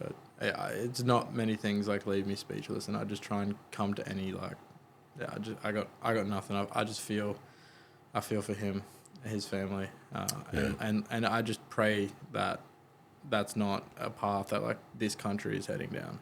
Like where at the moment you can have people speak, and it doesn't feel like they're going to be potentially become a victim of something like that.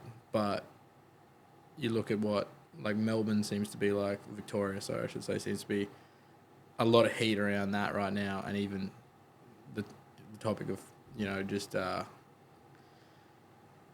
where this country's going. Like, I feel like there's a lot condensed into that state, particularly. And you see it, like, hopefully, I just got, you know what I mean? Like, I don't want to see all the negative things that you hear in the media start to spread outwards from there, because I think for the past 20 years, 15, 10, whatever, my experience over the last 10 at least has been like overall positive one. You know, feel very safe in this country, feel very free.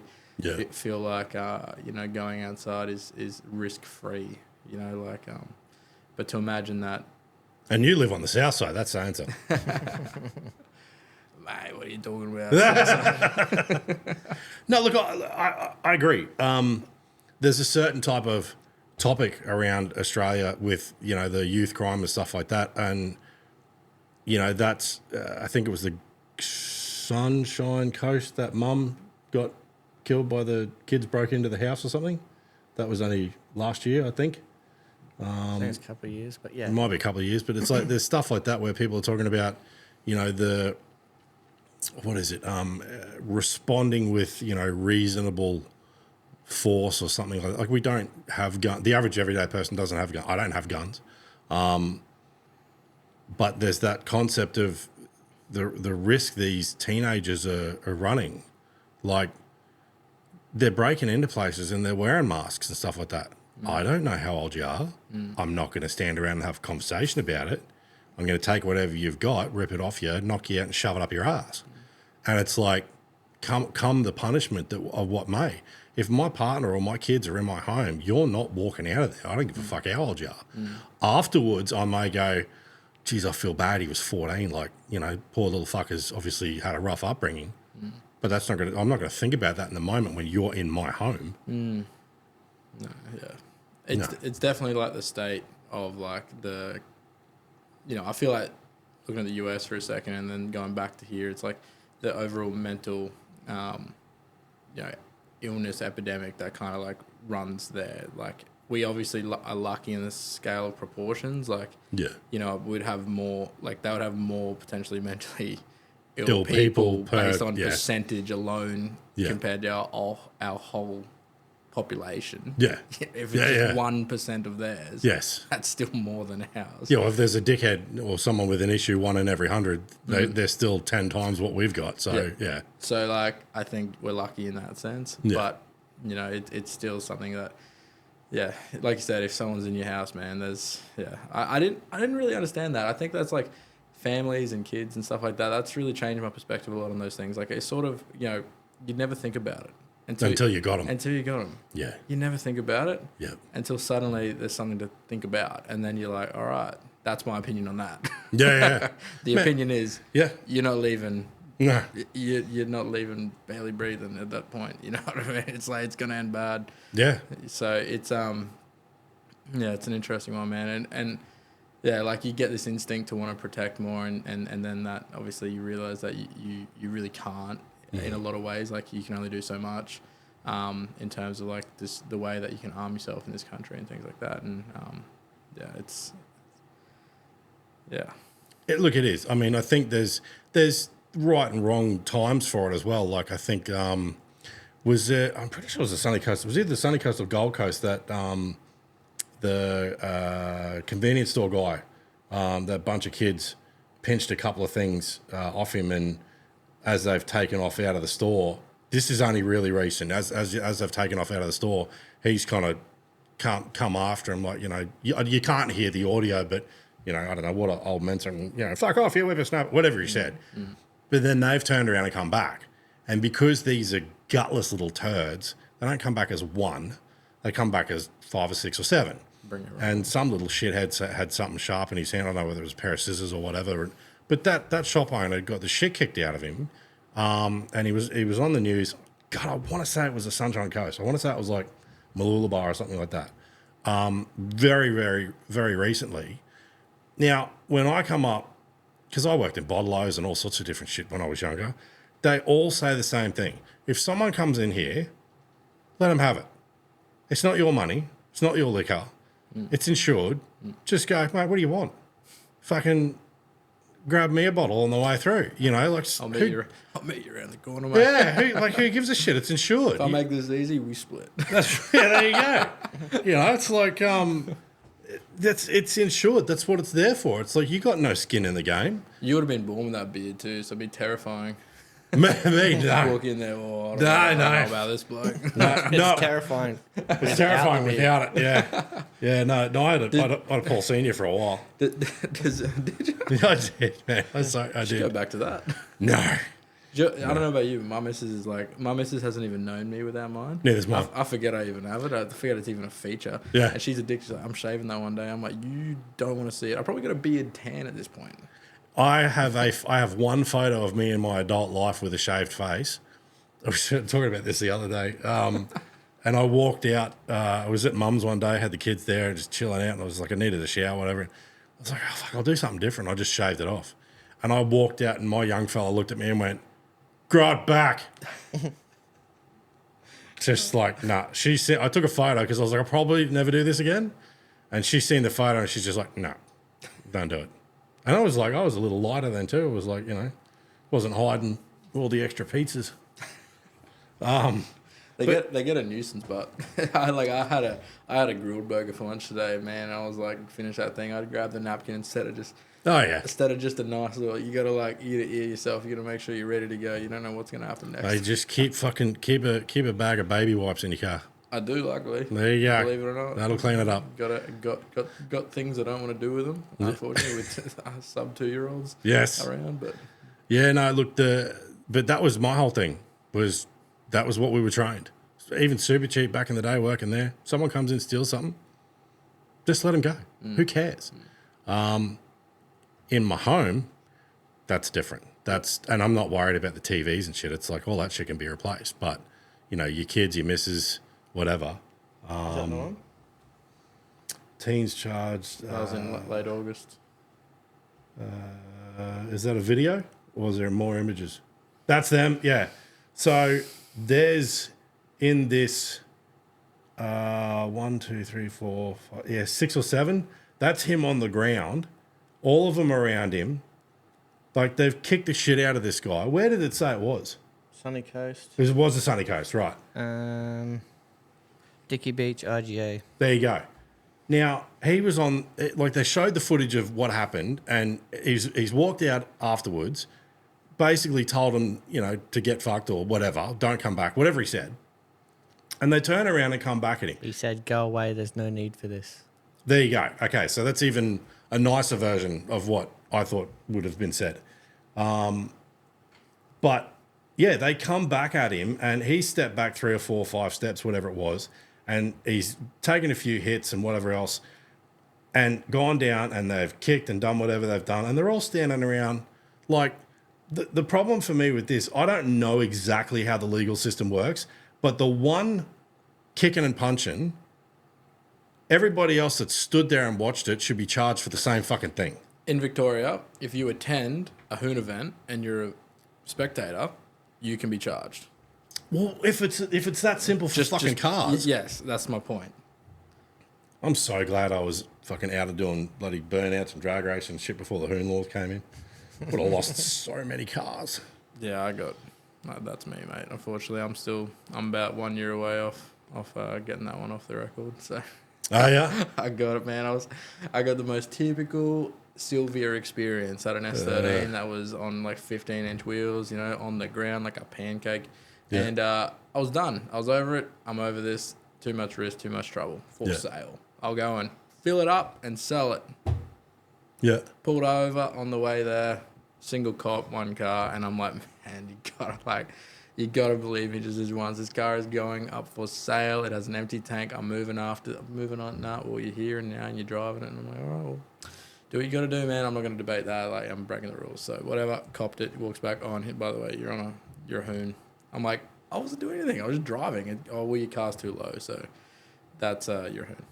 Yeah, right. Yeah. So, wow. Yeah. So that was in 2021 or 2020. So. Yeah, right. So technically, if I even step out of line on anything whatsoever, like I could have, you know, a defect on a car that, you know, an empty washer bottle, something you could just apologise for, put water in it on the spot. technically that car could be taken. So, Really? Yeah. Fuck, I didn't even know it was that bad. Yeah. Man, we were at the back of like the Pinkin Bar at the back of the airport, fucking dragging and bloody burnouts and Dude, all sorts of cool shit. Driving the car, like normal car. Yeah. I didn't know it was another car. I didn't know. I was literally my workshop in Rockley. It's the closest fuel station and back. I pulled out of an intersection, just 100% normal. Got pulled over. He's like, "I want to take a look at your car." Yep. I'm like, knew it was gonna end bad, but Yeah. like I was ready to cop a fine and you move Be on your way, You know yeah. what I mean? Like, here's what it is. I'm not gonna argue that. Like, I chose to do this. You know what I mean? Yeah. But then walked back with that. Gave me a piece of paper. I'm like, what for? I'm not like I was incredibly polite. I believe in respect for like authority to a point. You know what I mean? Like, Yeah. like if I'm doing the wrong thing, you are enforcing it. I can't argue with that. That is what it is. So respectful. Walk back with that. I'm like, what for? Yeah. You know, it's like, well, we can, Yeah. so we did. And I'm like, man, that is insane. So yeah, that is an example of where a little bit of overreach can get you in 5 years of being a potential hoon. Yeah, look, fuck. This is such a shit topic in some regards because it's like the cops cop a lot of shit. The cops cop a lot of shit. But they're not the ones that make the law. They're there to enforce it and shit like that. They got to do their job. They do, but there is, I don't know what the technical word would be, discretionary, use of whatever. Yeah, that is a thing. Like you know, like if that comes down to that officer, like obviously as far as I can tell, like I still firmly believe like politeness and respect gets you a long way. Yep. So like I always will always be polite to just anyone I meet, including them. Yeah. But yeah, then like the discretionary thing, I mean, like can definitely issue you with a warning. Like they definitely can, but I mean, if they choose not to, then they don't have to. And I think if you're coming at any of those, like that particular one and anything else, and I've said this on here a heap of different times, like I always just try and get a smile out of them. That's all I try and do because I'm like, they must deal with such fuckwits. Imagine you run a shop and every single customer hates you the moment you pull up. Yes, that's what I mean. Like that would fucking weigh you down. So all I try and do is get a bit of a grin, and sometimes it's a bit cheesy or whatever, But it's one of those things because even from a young age, and I don't know where I got this from. It's probably my old man drilled something into me, but it was always like they're just doing their fucking job. Like. Not everybody likes every part of their job. I'm sure the guy that pulled you over at a fucking RBT would much rather be out getting fucking accolades for solving a murder. Like they don't want to be doing this part of it, but it's what they got to do. And as a matter of fact, not necessarily matters of fact, but I do know this from when I was at school and like parents were police officers and things like this. Having conversations with them, I'm like, what have you ever heard them complain about corruption? Because that always exists somewhere, somehow, boys clubs, whatever it may be.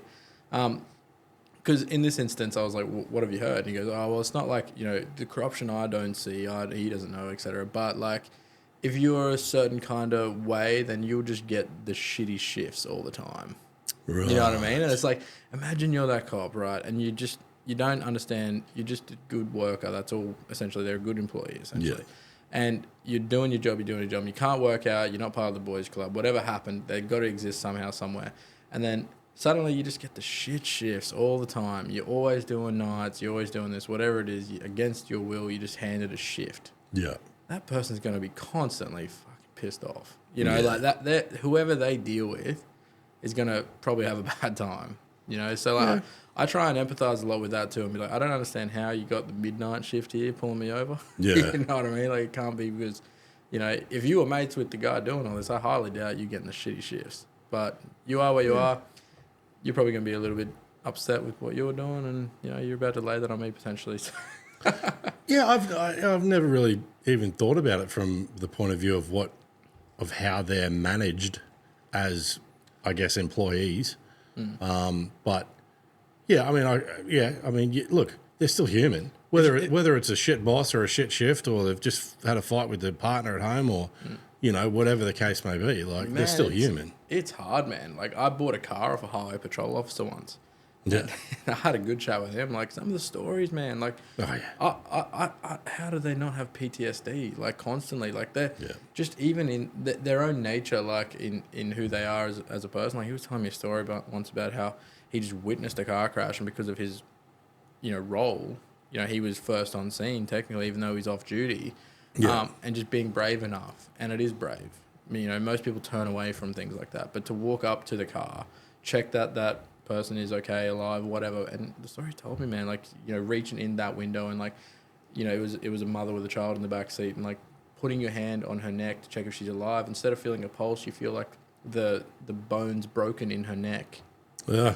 Like, that just sat with me. It's like, and you got to deal with that and then go home and be normal.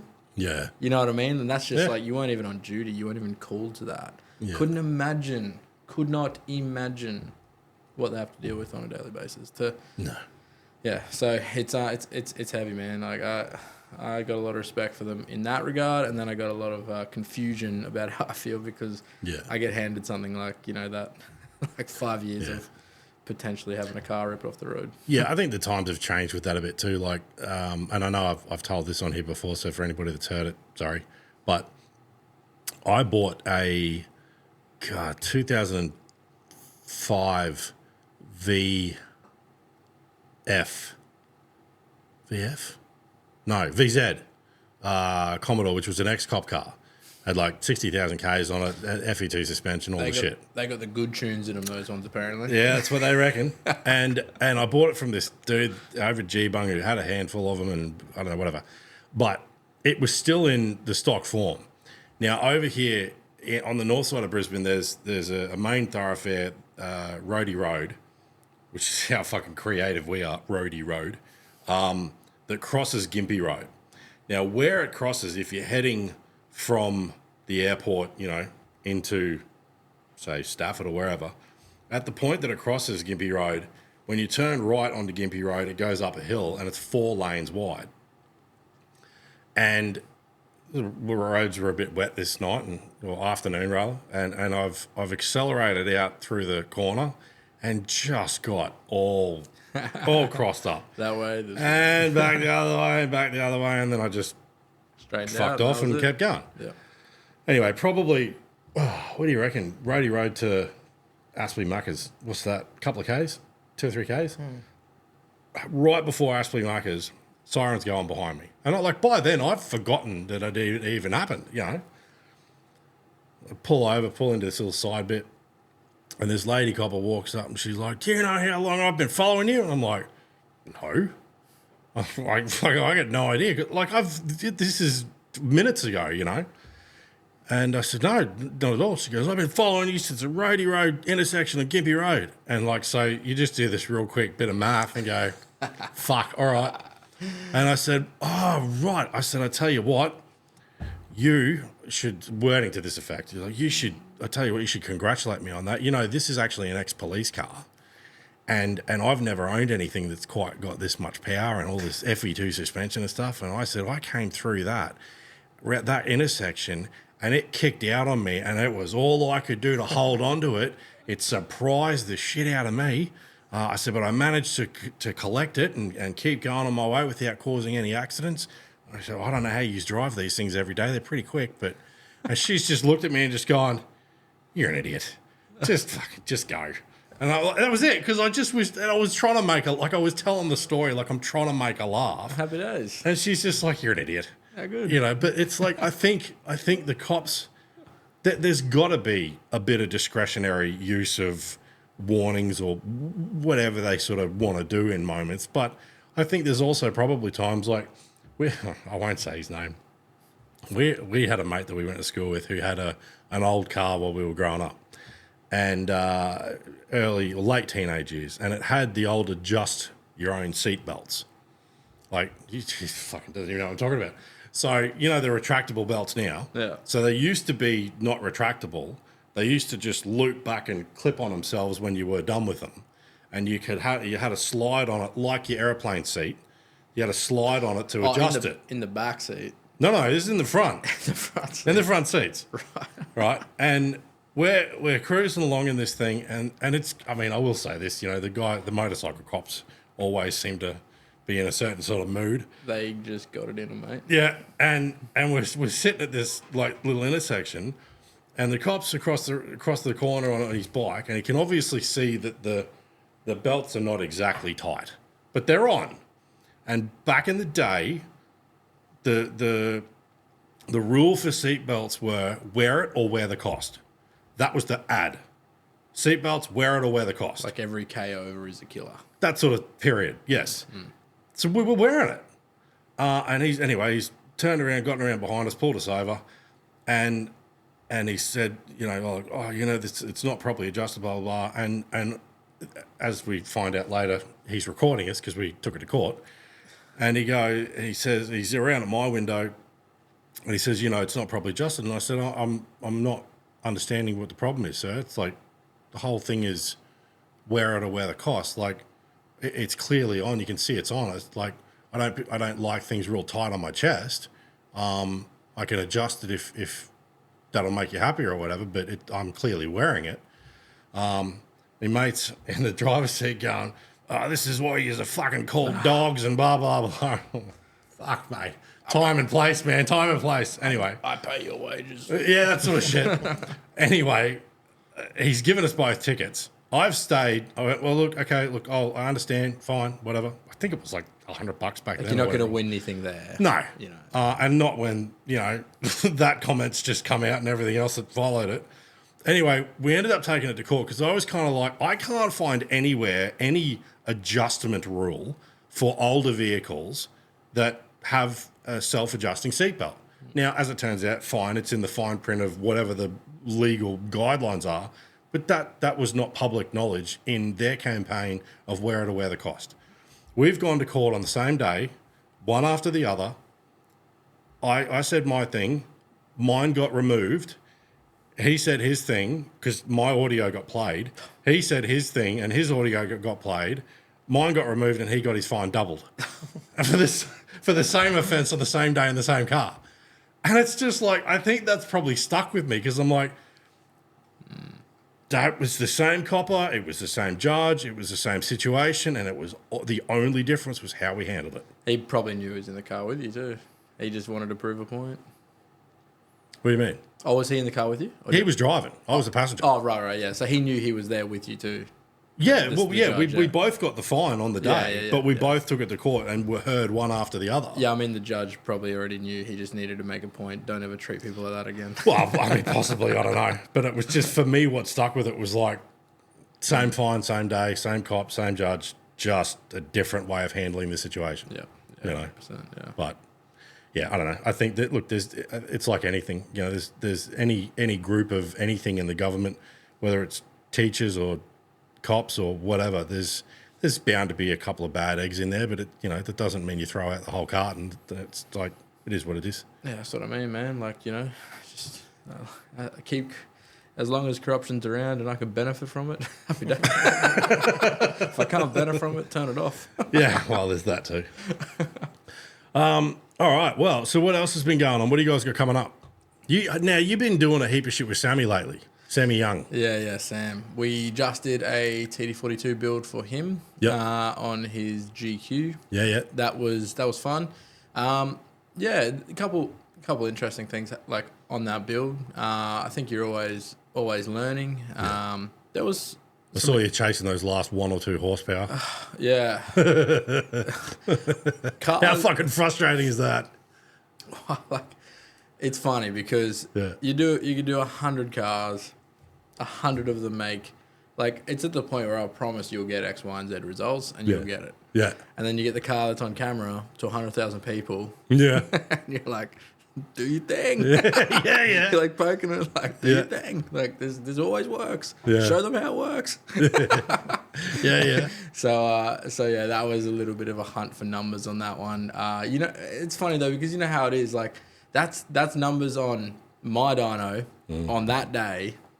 It could have all been irrelevant on someone else's dyno on a different day. Yeah. Numbers are such a game. So So yeah, Sam's car, let's call it 267 horsepower build. Yeah. A lot of critiques on that one, I think. A lot of TD42 haters, which I don't really understand because it's just another engine that works. Yeah. Not everything has to have 1,000 newton meters and 400 horsepower. So happy days, simple, good build. What is it in those that is the reason that they were called a kettle for so long? Well, they have a tendency to like run hot, but Yeah. half the thing is that they're meant to run at a certain temperature, and even Nissan advise this themselves. Right. And I think there's some that run at a certain temperature and some that run at others. I've had two like TD42s that I kept for more than a short amount of time. Yeah. My GQ, my short wheelbase, 250 horsepower, pump, turbo, the whole thing. Yeah. Would not go past 85 degrees, no matter what. Really? 35-inch tires, GU diffs, the whole thing thrown at it. Wouldn't blink off it. And then I had a GU, like Ute coil cab, no particular difference about that car. Like same thing, 35s, an empty steel tray, Yeah. 3-inch lift. It kind of ran warm. You know what I mean? And I'm like, when I say warm, it just instead of sitting at like there on the temp gauge, it started to move up towards half. And that's also fine because I was monitoring them. Yeah. I saw that went 98 degrees. Yeah. If I hadn't had a gauge on it, I would never have known. Yeah. So half the thing is that most people are looking at temperatures that they probably would never have known in the first place and then forming a judgment of them compared to nothing. Right. You know what I mean? Like people get fixated on EGTs a lot. Yeah. They pick this number 600 degrees. That's the number for some reason. Yeah. There's no reason behind that. That's just like, why is it 600? People just decided it's 600. Right. Okay. Nothing happens at 600 degrees. Yeah. Well, 601. Yeah, like Yeah. nothing happens. Like Yeah. you can let it go to 800-900. Nothing happens. Really? 100%. Wow. I've measured EGTs up to about 1200 degrees. Holy shit. Yep. And then I've had the head off that engine and everything's fine. So, Wow. but sustaining 1200 degrees for an extended period of time is definitely not something you want to do. Yeah. But momentary, because EGT is a result of so many different things like timing and list goes on. Boost pressure, manifold pressure, etc.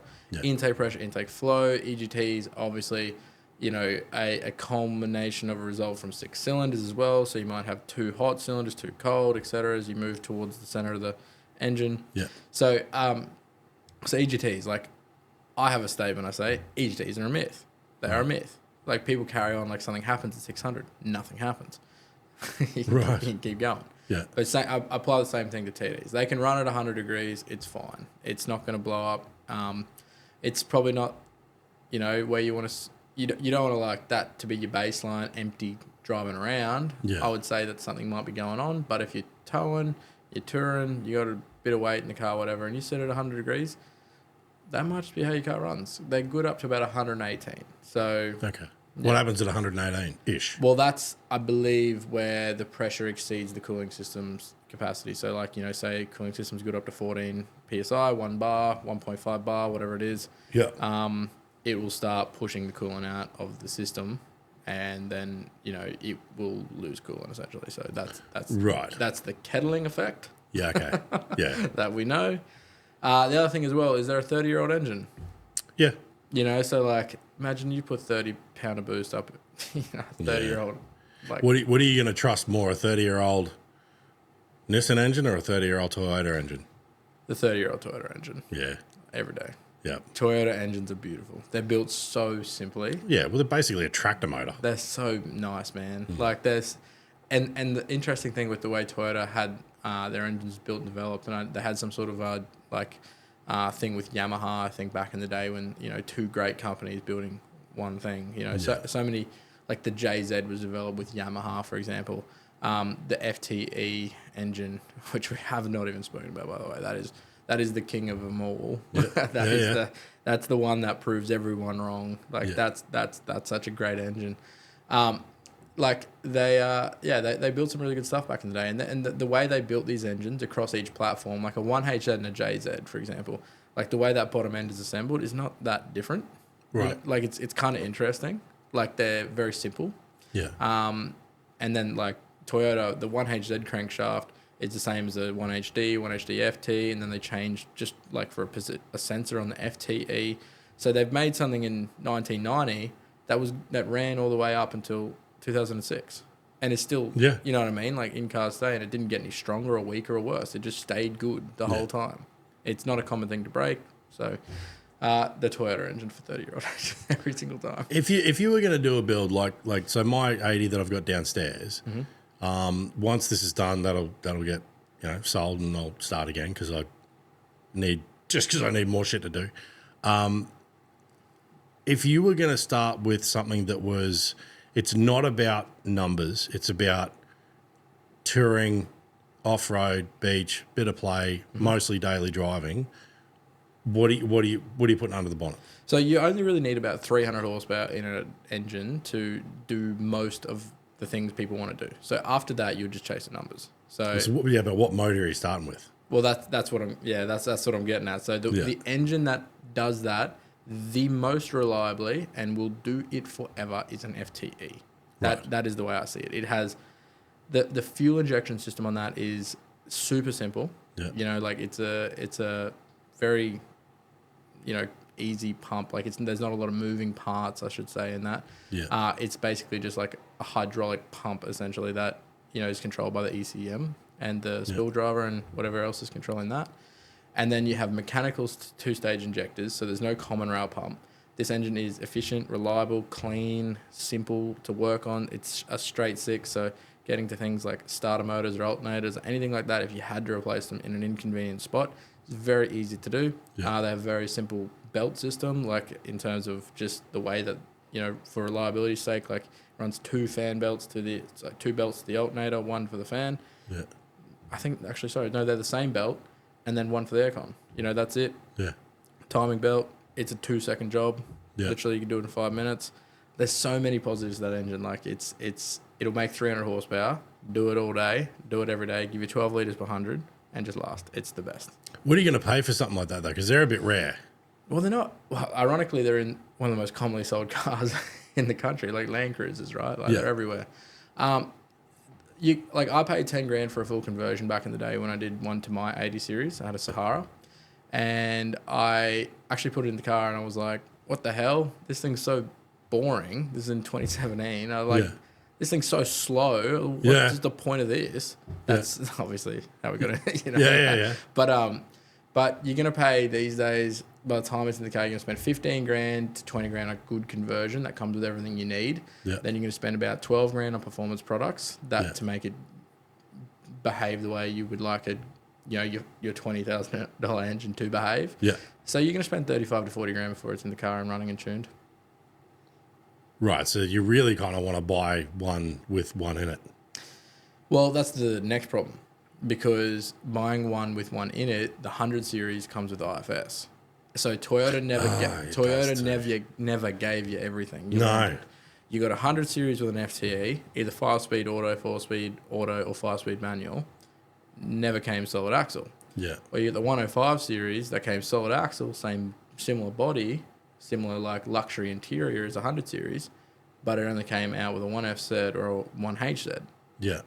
So the God's combination that should have existed is that Toyota made a 105 series with an FT in it. So one of the most common conversions that people do is they will go and buy, obviously, like a 100 series, take the driveline out of that and put it into a 105 series. And now you've got the thing that should have existed from the start. Yeah. But that's just the way Toyota are. Well, it's like they're, wheel tracking on a 79. Yeah. Why? I know. It makes no fucking sense. Fix it. What do you rate the V8 100 series? The 3UZ and 2UZ or whatever, 1UZ or whatever they are. Yeah. They made a few different... It's not just a 1UZ flat out. I think they changed them to a 3UZ or something at one point. Okay, yeah, you're getting a little bit in depth for me. We were looking at one the other day and I was like, I've had a bit of an idea for a build for a while and chopping one of them. If the UZ platform is something that... It's like they become an extreme niche. Like they are not wildly upgraded. People supercharge them. That's a common thing. V8's getting supercharged, just like it happens, So that's like the way people go down for performance upgrades on those. People are happy with them. You know what I mean? Like they're going to give you all the problems a V8 gives you in terms of economy. Yeah. You're going to drink fuel. They sound good. They're a V8. They do sound good. They got that, you know, Japanese V8 noise going on. But yeah, honestly, I've driven like 2. So they're so smooth when you're in them. You have to question whether the car's even running. Yeah. It's crazy. Yeah, I drove one a while ago and it was like, I could picture, it almost feels wrong that you would take it off-road when you're driving it. Because it doesn't feel like it. No. I don't know. It just doesn't have any like ruggedness to the driveline. It's just or the interior, nothing. Purring along. Yeah. You know, so yeah, the 1EZ, but yeah, you know, performance stuff, like I think they generally go pretty good that no one does anything to them. That's the other idea. Like they're a V8. Yeah, you just let them breathe a bit better. And 5.4 or 5.7, whatever they are, litre. But they're decent. No, are they? Are they that big? Nah, they're 4.7, sorry, my bad. Yeah, I was going to say, I'm pretty sure, I thought it was a 4. I don't know. I just deal with the sheet metal. But yeah, that's like most people's dream builds is that 105 with the FTE in it. That's the like everything in one package. Yeah, I think I could handle the independent front for what I do. Like I'm not destroying glass house. I'm like bit of mud here and there, bit of beach. Like it's just Those independent front ends though, the problem is with them, they're not just a normal independent front end, they're a torsion bar front end. If they were a coilover front end, then I agree with you. Like a 200 series, no one's complaining that that's IFS. Right. Because it's a coilover front end. Yeah. The 100 series is a torsion bar front end, which means that it's just not going to ever drive like as nice. So you have IFS, the thing that's meant to drive really good, and it doesn't really drive that good. Like it's because it's got torsion bar front end. So I didn't even realize they were a torsion bar. Mm-hmm. Like I knew it was IFS, but it was like I didn't even think of that. Yeah. So wow. So you got this, potentially great compromise that doesn't balance out to like the way that car drives. Yeah. See, then you're doing a solid axle swap, and you're getting it gets ridiculous pretty quick. Yeah. But that's why the 200 gets a pass as an IFS, because they actually put like a good front end to it, like a coil spring sort of situation in the front end. So, yeah. But my dream build, something I want to do real soon. I want to get an 80 series, like clean 80 series, like just one of those ones you look at and you're like, I need that's like get one of those and grab a 1VD, so like your 79 or 200 series engine, gated turbo, automatic, and just like not go too crazy, 2-inch lift, 33, 35s, whatever works better. Yeah. On the car, whether you're going to, and no equipment, no roof racks, no interiors, drawers, none of that, just car, good engine, heaps of power. That's, I would love to, I really want to do that. You're going to do like the vintage sort of styling, like the aesthetics of it? And nah, more like a balance of like the way people are doing their cars now. Like you get a 35 with like a chrome rim or something like that. Like something like that. Like I'm a big fan of that. Just strip back, no bar work. Yes. They look good with the little bumperette. Yeah. Yeah. And this thing needs to go fast. Like I want this thing 450, 500 horsepower, something like that, and just 1VD. 1VD, but they just sound so good. Yeah. With the right turbo on them. That's what I drive every day for the noise. What's Sammy? That's a 1FZ in Sam's, isn't it? In Sam's car, in his 80, he has a 1FZ. It is a 1FZ, yeah. Yeah. Yeah. And that's making 1,000 horsepower. So that's 1,064 horsepower. Yeah, no, I think just bringing if you had, because I mean one of the most common 80s out there is that motor, I would think. They are, yeah.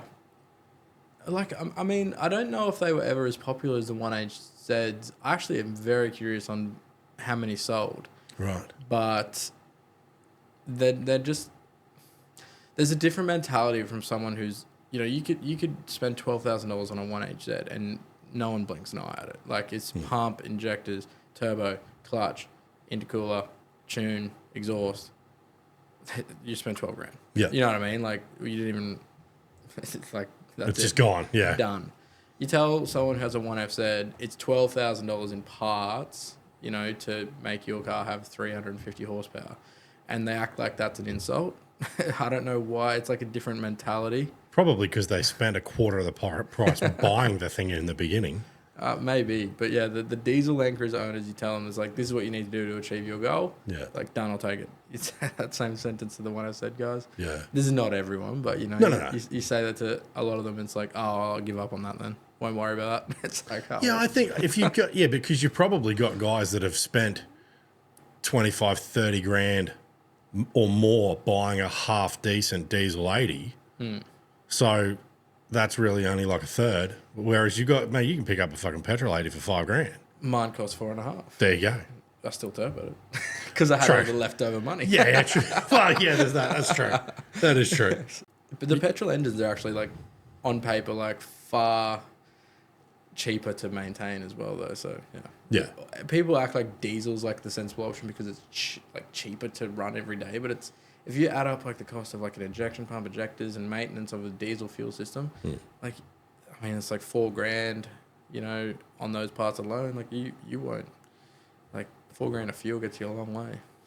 Well, look, I had a GU Series 1. I chopped down to like a single-ish, extra-ish cab. And that was a petrol. And I had... You want another bit? I see you looking at him. Sorry, man. I'm fucking shit host, mate. Shit host. Give us your You stuff. said you worked in bars, mate. Is that right? Or what? Oh, I'll tell you what.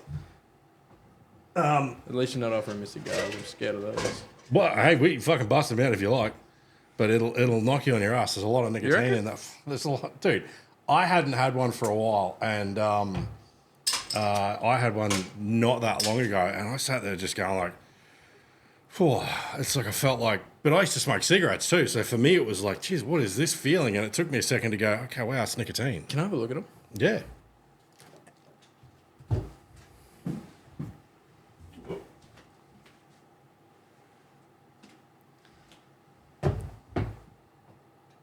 Oh, they're full cigars. Nah, these are Medium cigars. These are babies. They used to have all the cool bloody logos and stuff on them, but the Australian government and all their wisdom said that, you can't have fucking cool looking wrappers on your cigars anymore. What do you reckon? Hey, do you want to fucking light one up? I can light one up. How are we running on time, Johnny? You all good? Yeah, fuck it. If you want to have one, I can't have one with a beer though. I can have a fucking whiskey. Fuck no. You need the It's like these cigars. I mean, they're like smoking a stick of cream. Really? Yeah. Now you're selling me on cigars. Well, they're called a Davidoff Signature 2, I think they are. But it sits with, for me and my palate, it sits with like there's a Jacobs Creek red wine that's finished in whiskey barrels or whiskey. Like that's the kind of flavor that floats. I can't do beers and cigars. It's just It's like it's wrong. It's like chewy and having a beer. You willing to lose a couple of beers? Yeah, I don't give a shit. Let's do it. All right, fuck it. All right, hang on a minute. We get these cracking. Things have taken a turn. They've taken a turn. Get you into the Gentleman Jack. All right, you've never had a cigar. I've never had a cigar. This will be. I can't see the whole thing. I can't see me disappearing the whole thing. Look, it's a. But I also don't want to be wasteful, so I will contribute to making sure I do my best to disappearing the whole thing. It's all good.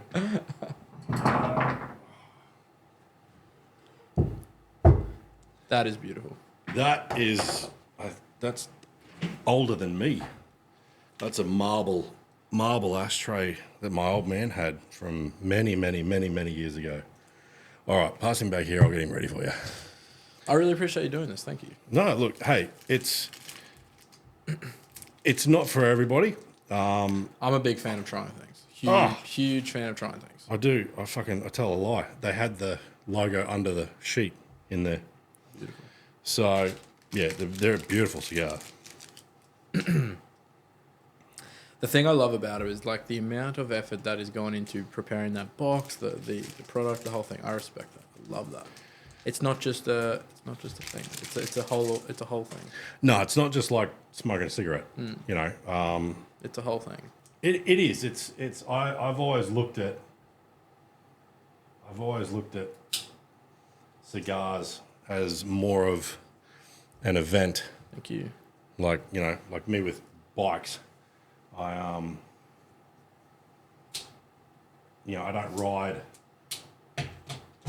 don't ride choppers and that for transport. I ride for the ride. Yeah. You know, like What bikes have you got? none at the moment. I've been too worried about fucking doing all the fit out with this shed and filming shows and whatnot else. It's I will get back into it though. I've got there's that little one downstairs, that little crotch rocket that we sort of turned into a bit of a race looking bike.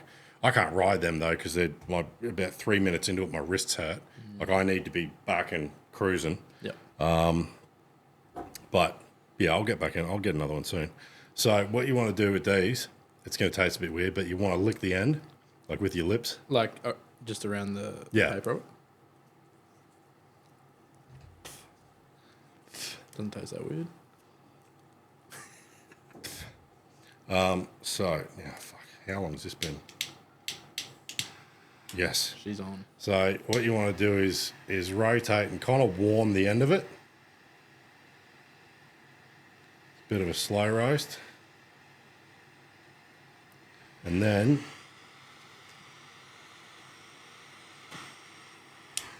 You sort of blowing in and out on that? don't breathe it, but you breathe in if you like. You're You'll not meant probably to- pass out. You're not meant to inhale it. I'm No, aware of not that. these. Yeah. Little wee Williams and stuff like that back in the day, we draw them back like a cigarette, but Yeah, I used to work in a convenience store. I used to sell a few of those. The Yeah. Wee Williams. It was Yeah. a certain character of person that would come in to buy those things. So yeah, these are a certain character of person. It's fucking me. I'm not sure if I've done that properly. Am I roasting that right? Yeah, no, that's all right. And then you just sort of draw it back and like don't breathe it in, but yeah. Yeah, cool, man. I just hope it got it lit up or no. They'll take so the roasting at the front from lighting it will take a second for the I mean these are got a bloody nutty kind of creamy flavour to them. Yeah, you're good. You're good. She's live. Yeah, you'll get used to it. Smooth, man. I don't know if I'm doing it properly, but it's smooth. I'm a novice. An extreme Oh look, novice. I wouldn't. Here, cheers. Cheers, mate. We Thank you. didn't cheers in the beginning properly, so there we go. Oh, it's been so long. It's just gonna. Man, that's a combination. It is such the combination. I get it. Old Gentleman Jack I get it. and yeah, the Davidoff. No, these are a Grand Cru. Sorry, they're not a signature too, but they're a beautiful cigar. They're a good conversation cigar. They're not. They don't take too long. You probably. I don't know. The aficionados would probably be a little bit more accurate than these, but they're usually about a sort of half-hour cigar, I reckon, for me. They just sit there, simmer off for about half hour. Yeah, they'll they're just a nice little conversation piece. I guess you would call it. Yeah, I thought what better to make the occasion. I'm in a beautiful studio here.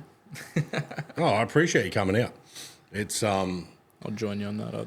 I'm gonna have to follow your lead. no, hey, look, just don't draw it back like you see people like smoking weed or smoking cigarettes. Don't do that. You'll knock yourself on your ass. Yeah. Yeah, it's always you got to piece that together with your what's it called? What was it called before? The barn. Oh, the barndominium. Barndominium. Yeah, I don't even know. I think that's the word. Yeah, I'm it pretty was. sure that's the word. Yeah. You got to piece this up with your barndominium. Oh, look, this for me, the glass of Jack, cigar, winter's night, out on the porch or near a fire or something like that out there. That's a bit me. That's what I'm aiming for. Yeah. The like I'd be there already if not for the need for the retail for the customers. I don't like the idea of like too many people kind of coming to my home. From a point of view of theoretically, like I've really only had one in, God, eight years of this shop. I've really only had one that was a problem. But it's kind of like, so it's not really the customers being a potential problem. It's more so like, let's say you start getting a decent following. Well, now everybody knows where you live. Let's say you've got an issue with a potential, customer from something that's really got nothing to do with you, but now they know where you live. Like there's too many there's too many things for me that's kind of like that part of it, that private life.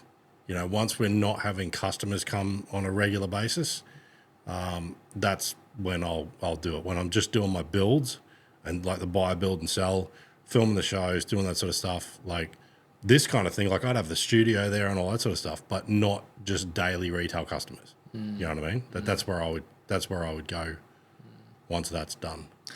Yeah, people do that. If I'm driving one of my like more identifiable cars around, someone will stop me and say, "Oh, you still living out here?" And I'm like, "Yeah, cheers, man." Yeah. I mean, I did it to myself. I shouldn't have been so identifiable, so to speak. But I get no worries with that. It is what it is. I mean, it's nothing you can do about it. Yeah, no, you get. I mean, it's like Australia's different though. Like I think it's a big thing for America. You get a decent following in America, like they're a different personality, like mentality over there. They get behind like everybody. They prop them up. You have a bit of success. Like even Kyle, like Luxifer was telling us, like even the businesses over there, you get 2,000 or 3,000 Instagram followers.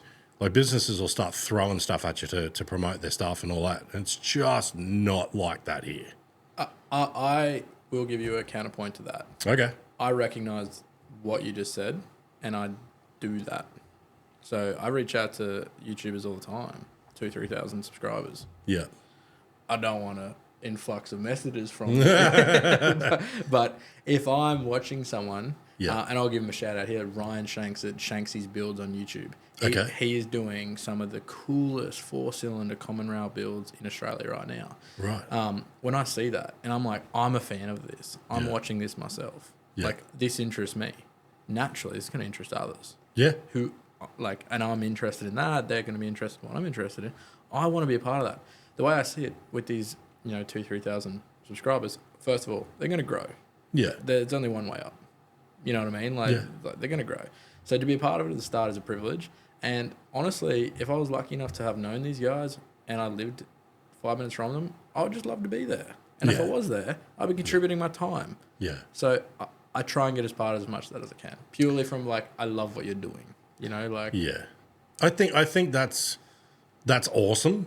I just think it's a lot more rare over here.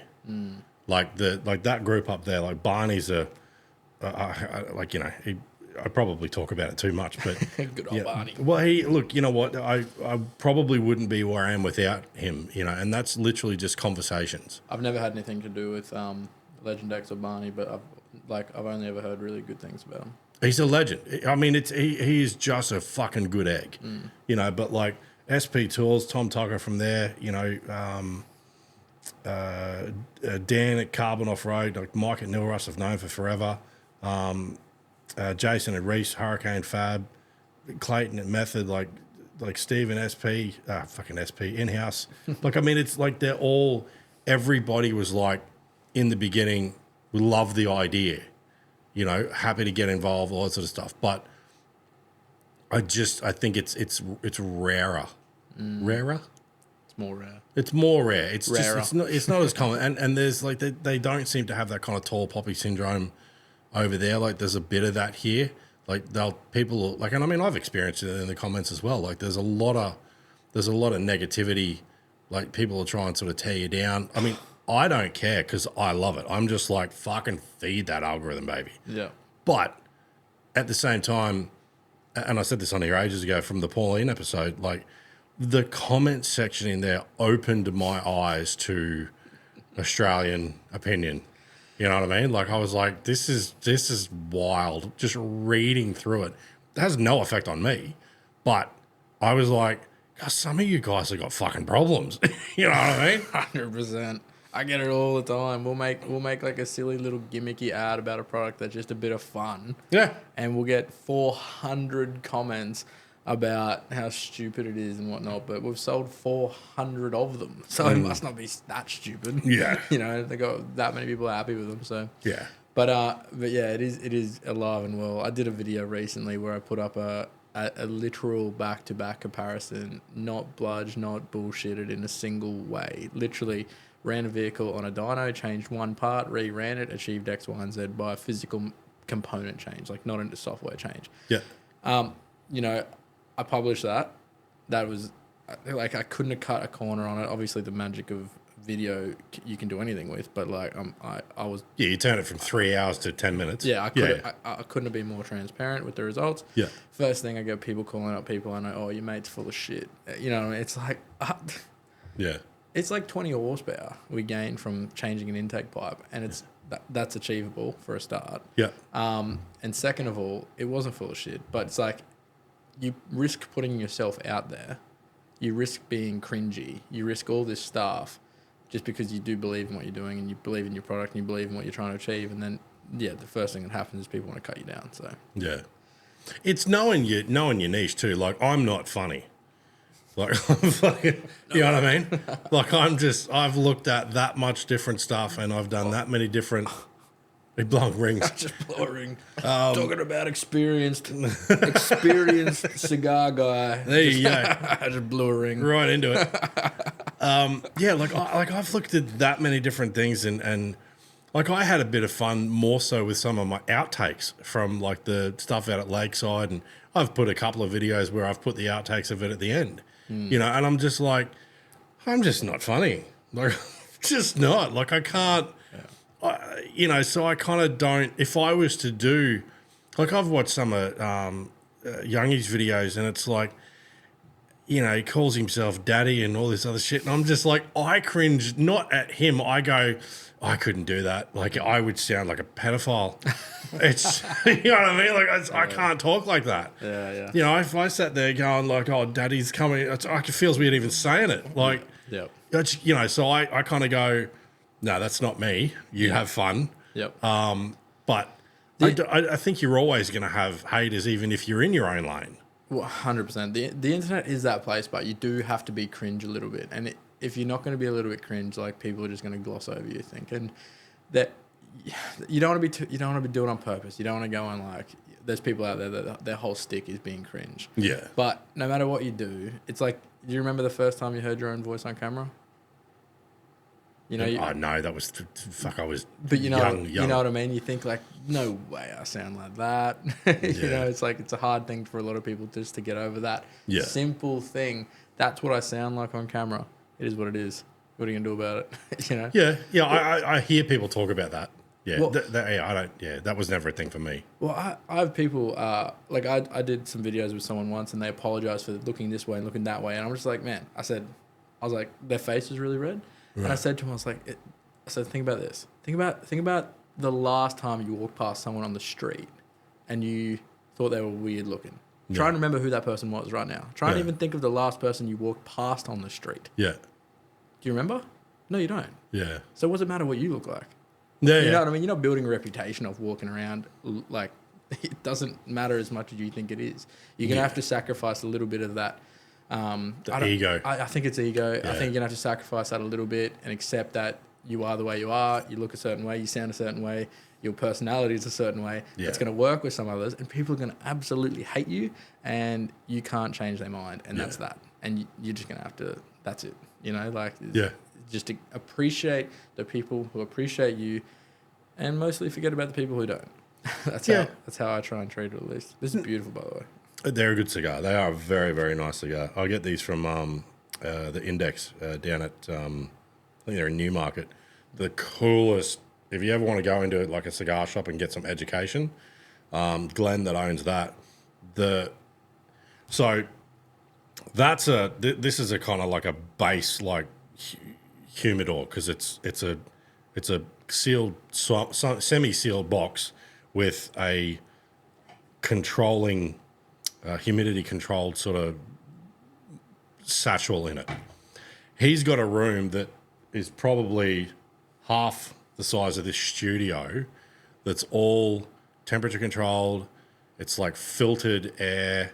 I don't know what the wood is, but it's all like whatever the wood is that's in these good boxes. It's all like oak walls, and it's got a fucking vault door on the front of it, and you walk in there, and before you spend a cent, it's like, you know, a free bottle of water or a glass of whiskey or a whatever. Like, the service is nuts. And I went in there, I'm like, because this is a brand of the Hoyo. Diamanteri, I think they are, little 15 Petit Belicios. These were like a release in like fucking 2017, I think, or 15 maybe. And there was only a certain amount of them, and you could never buy them unless you bought the box. Right. And there's, I went to a cigar shop in the city once, and he had the box there, and there was like 4 or 5 of them in there. And I said to him, I'm like, I'll buy all 4, but I want the box. And he's like, yeah, I don't give, go for it. So I haven't had one of them since I smoked the original 4. I've still got the box though, because the box is just, it's a bit of a collector's thing, and now it's got all my, logos and shit all over it. But going in to see Glenn was like, kind of like, sounds like sort of you guys, like someone comes in and there's just this unexpected plethora of information. Yeah. You know what I mean? I didn't even know there was this much to know about that. That's what I mean. Yeah, you sit there and you're like, it's fucking, you just light it and smoke it. Like, what's the difference? Oh, no, there's these undertones and this aging and all this different stuff. And it's like, and they work through what you enjoy. And they, the first time you go in there, you'll buy like 4 or 5 or whatever, 6 different ones. And you come back, and that's exactly what we did. I settled on these, the Davidoffs. Yeah, Grand Cru. And there's a signature too, I think, is what I have as well. But that just suits my palate and my choice of drinks. But I mean, like he'll tell you what to drink with what, and he's like, oh, you need to try champagne with it. I'm like, I'm fucking drinking champagne, but I'm stick with, like, I'm such a creature of habit. I'm like, I have one red I like one sort of style of whiskey. And that's Gentleman Jack? Yeah, that. Well, Jack in general, but the Gentleman Jack's nice. That's a nice drop. Do you get that thing after drinking like a lot of JD, after a little bit starts to taste like bananas? You ever had that? Bananas. You know what I'm talking about? I know I'm not the only one, because I brought it up before to a group of people, and they were like, yes, I know what you're talking about. If you fucking ruined Jack for me, because somebody years ago, we were drinking Jim Beam and cola, and someone went, I can't drink that shit, all I can taste is coconut. 20 years later, I still can't drink it, because all I now can taste is fucking coconut. All right, I'm done then. I have nothing else to say about it. Bananas. Apart from it's an enjoyable beverage to enjoy with a cigar. No, I don't get bananas. I used to find Peter Jackson's every now and then. I would have the aftertaste of peanut butter. Really? Yeah, which was weird. Nobody ever agreed with me on that, but I was like, I fucking taste peanut butter. I don't know. This weird shit goes in the cigarettes. It's a great flavour of ice cream, peanut butter. Or peanut. So you get your peanut, man. They've taken ice cream to a whole new level now. It's not even the same anymore. You go to the ice cream joints now, and it's the next level. The Cold Rock. Cold Rock? Yeah. Cold Rock's done, mate. It's all about luxury ice cream these days. What is not luxury about Cold Rock? Well, look, Cold Rock's everything to me. That's the top of the food chain. But I'm saying, like, you go to some of these places, they set them up so there's lines out the door now. Yeah, so, right. So it's funny, like, there's the if you can't tell, like, I got so much interest in business. It can be such a boring topic to some people. But no, like, I love it. But for example, like, you look at the way Yochi is set up. For example, Yochi's not the way it is. The way those stores are. What's Yochi? Good question. Right. Yochi it's frozen yogurt, and you self-serve your toppings. So you get a cup, you walk through, you got 6 flavors, 8 flavors. Like, you get fresh flavors. Like, you got a chocolate, you got like a vanilla, a mango, a strawberry, a caramel thing. Like, that's it. It's not like, this, that, whatever. You got base flavors of frozen yogurt. You go and pour it into the cup. You go and line up at the door, and you start putting your toppings on top, like your lychees, your chocolate, your this, your that, your honey, whatever it is, your apple crumble, whatever you're going to add to that, and you go and weigh it at the end, and it tells you owe them $1 billion because because you've gone and added all the stuff you thought was good. Yeah. It's a great business model. But besides that, people always tell me, like, you would have walked past the Yochi for sure. It's at like a lot of big shopping centers. It's in a lot of like, high traffic areas. Okay. But the nature of the way that is set up is when you walk past it, you go, holy shit, that place is busy, because the line starts at the front of the building. So there's a line out the door all the time. Yeah, okay. So like, no matter what you do, you walk past, people always say, that place is going off. Yeah. That place looks like busy as. That's where I want to go. That must be the place to go. Yeah. But they've engineered ice cream places now to just, like, you can't get away from the, the way that makes money. It just make it look busy, have a line out the door, by design. So Yeah, I'm weird with shit like that. Like I would be the sort of personality. I'd rock up and go, "There's 10 people outside. I'm gonna fuck waiting for that." well, unfortunately, 99% of people go, that must be the place to go. Yeah, Because no, I get that. Most people are followers. I'm still like, again, that's a prime example. I'm a fucking stickler for when I find something, man. I was dating a bird when I was 19 who worked at a Cold Rock, and That's the one that got away, bro. She worked at a Cold Rock. Well, what does it get? What were the take homes? Well, look, you know what? I'd never had Cold Rock until then, and it got being that you know someone there, you can, because I always feel weird. I go into places and I'm like, you can have a tester. I'll have one or two testers of something, and if I haven't worked it out by then, I'll just it's whatever's the best option. I won't sit there and keep going through them. But with this Cold Rock back in the day, I just went through everything, and I came up with this concoction of half white chocolate, half mint choc chip, and I would put freckles, flake, and Jaffas in it. And I have not changed that in 25 years. You're kidding. No, every time I go to Cold Rock, I have the same combination. I fucking love it. I don't know what Cold Rock's looking like these days, but I fear that's a company that has like stayed in its prime, like as in it got bigger. Hasn't evolved. Hasn't evolved. Yes, Yeah. correct. Yeah, but you can't change perfection. That is also true. You know, and that's the classic example of a company doing like the product the best. You know, like it wasn't about the best marketing. It wasn't about putting a line that it goes out the door. It wasn't about having like a prime spot in a shopping center so that you can't miss them. Like if you wanted Cold Rock, you had to go and get Cold Rock. Yeah. It wasn't always where it needed to be, but Yep. that Yeah, absolutely. you know what I mean? Like Yeah. it's one of those companies that maybe put the product quality first, and didn't like put the price so high that it was unjustifiable. You know? It's still a premium price for ice cream. But the thing is, you cannot fucking replicate it. And I have tried. I have tried all the different brands of ice cream that you can buy at like Coles and Woolies and that. And look, freckles are freckles, Jaffas are Jaffas, flakes flake. But the way it mixes with the ice cream on that table like that. But it's the ice cream itself too. There are flavors that you can't replicate. And it's like, so you're paying a premium. But You reckon they're getting backdoor good stuff? I don't know, yeah. Fucking black market ice cream. It's look, whatever there. You can't, that's the thing. You cannot go to Coles. It's one of those brands that hasn't gone retail, like wholesale retail stuff. You can't buy that anywhere else. They never saw the opportunity to, we could put this in a tub and put it in Woolies, and then, you know what I mean? Like, they never had that. Well, if they did, I've never seen it, but.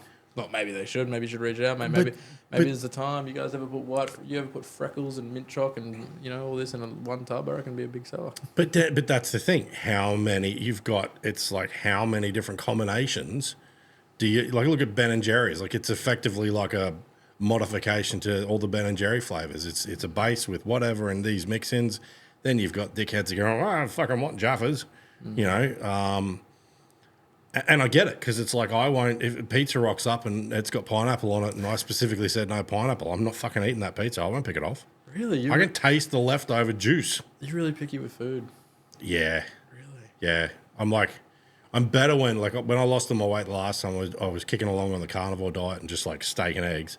But then I quit smoking and that all went out the window. But no, I was one of those kids that hated veggies. And parents were always like, you'll grow out of this, blah, blah, blah. No, still hate veggies. Really? I'll eat them. Like now, I'm like a responsible, if it's in front of me, I'll eat it. But if I'm cooking my own dinners and that sort of, no. Man, I get it. I used to be the same. I got a really diverse group of friends. Suddenly, like, I was eating a lot of Ethiopian food and things like that. Yeah, right. Yeah. What would consist of Ethiopian food? It's very interesting. There's a bread, so a certain sort of bread. I can't remember the name of it, but it's like a pull apart bread. It looks like it's like a pancake, like naan bread or something. Nah, that's like thick and dense and stuff. This bread is like almost rubbery. Like I wouldn't know how to describe it. Like you flip it over, it's like a pancake gets those little holes all through it. Yeah. You ever seen that? It's like that. Little bubble holes. Little bubble holes. Yeah. It's like that on the backside, and the top side's like smooth. It kind of feels more like. Imagine like a soft wrap sort of feeling, you know what I mean? Like, so the way that like I've shared plenty of meals like that now. Is like a lot of food is like very oil based. You know, like a lot of dip style. You know, eat with your hands a lot, and you'll just get like obviously your fish cooked head to toe, and guess what? It's all for eating. So you know, rip a bit out of the head you've never had before. You're eating this, you're eating that. So, yeah, man. I used to look at food and go like, no way, and then but I just had a switch one day. I started like if they can eat it, I can eat it. So I just started eating it. And nah, I'm really weird. I've got like a cast iron gut when it comes to a lot of different things, like whether it's blood or, you know, what, like anything like that. None of that shit has ever fazed me. And I've seen accidents and, you know, like just all sorts of different shit. Doesn't faze me. But the wrong flavor, like even thinking about the concept of chewing and swallowing an oyster. no, not on. No way, mate. No, man. I remember watching. It was Bear Grylls. You know who Bear Grylls is? Yeah. Okay. Yeah. So I'm pretty sure it was him, and he's in this thing, in this situation, talking about survival foods as he does, and he's got this fucking grub that's twice the thickness of my thumb, and he's talking it up, but then he doesn't put it in his mouth and just chew and swallow. It's kind of sitting on his teeth, and his lips are open, and he's kind of, it's almost like a bit rubbery, and he's kind of had one go, two goes, or whatever it was, three goes, and then it's exploded its guts all down his chin and in the back of his mouth. Oh, I fucking nearly lost my lunch. Put it up. Food's a weird one for me. I can't do it. Like, it's a total mental thing. But I'm just like, I don't know whether it's just a learned behavior, learned handling of situations. If I get the slightest bit of, no, I don't think I want that, it's just fucking, that gate's locked. Nah, not happening. Can't do it. Got to be strong, mate. It that when I'm cooking some sort of like a lot of if I get like that steak and I get that little bit of charcoal on it where I wasn't expecting it, that does it for me. That's the only thing that shuts me down. You don't like charcoal on cooked steak? I do some of it, and then you get that one little bit and it just has a different little hint on the charcoal. I'm done. I can't even put another piece. So I get what you're saying. I can't even, here we go. Oh, fuck, here we go. Is this it? There it is, too. Yeah, 1, 2, 3, just... That's it. It's fucking hell, man. He's still going. Even he spit it out. You know, like, people love to say, they were like, was all fake. How fucking ever got it? Fake that. You are not faking that. He's like wincing, and it's like, no, just how about get fucked? What a man. That's, you know what, credit to him, because you couldn't pay me enough. That was 15 years ago that got posted on the internet. That's how quick time goes. There you go. Bear Grylls. Yeah, because I remember I saw that video of... You gone out? I've gone out. I saw that video of Bear Grylls when he was walking right next to that highway. Right. Yeah, there was a bit... Because I got to open this first, don't I? There was a video of him just walking next to a highway, and sorry, mate, I made a mess over here. And it was meant to be like this remote, you know, like he's in the middle of nowhere. Right. But it was all a facade. So there was a big criticism that everything Bear Grylls did was fake, but you go and eat the bug. Yeah, I'm not eating a bug. I don't care if you walk next to a highway once. You ate bugs. You had the guts go all over your chin. Just no. You wouldn't know who the Bush Tucker Man is, would you? No, I've seen that before. Have you?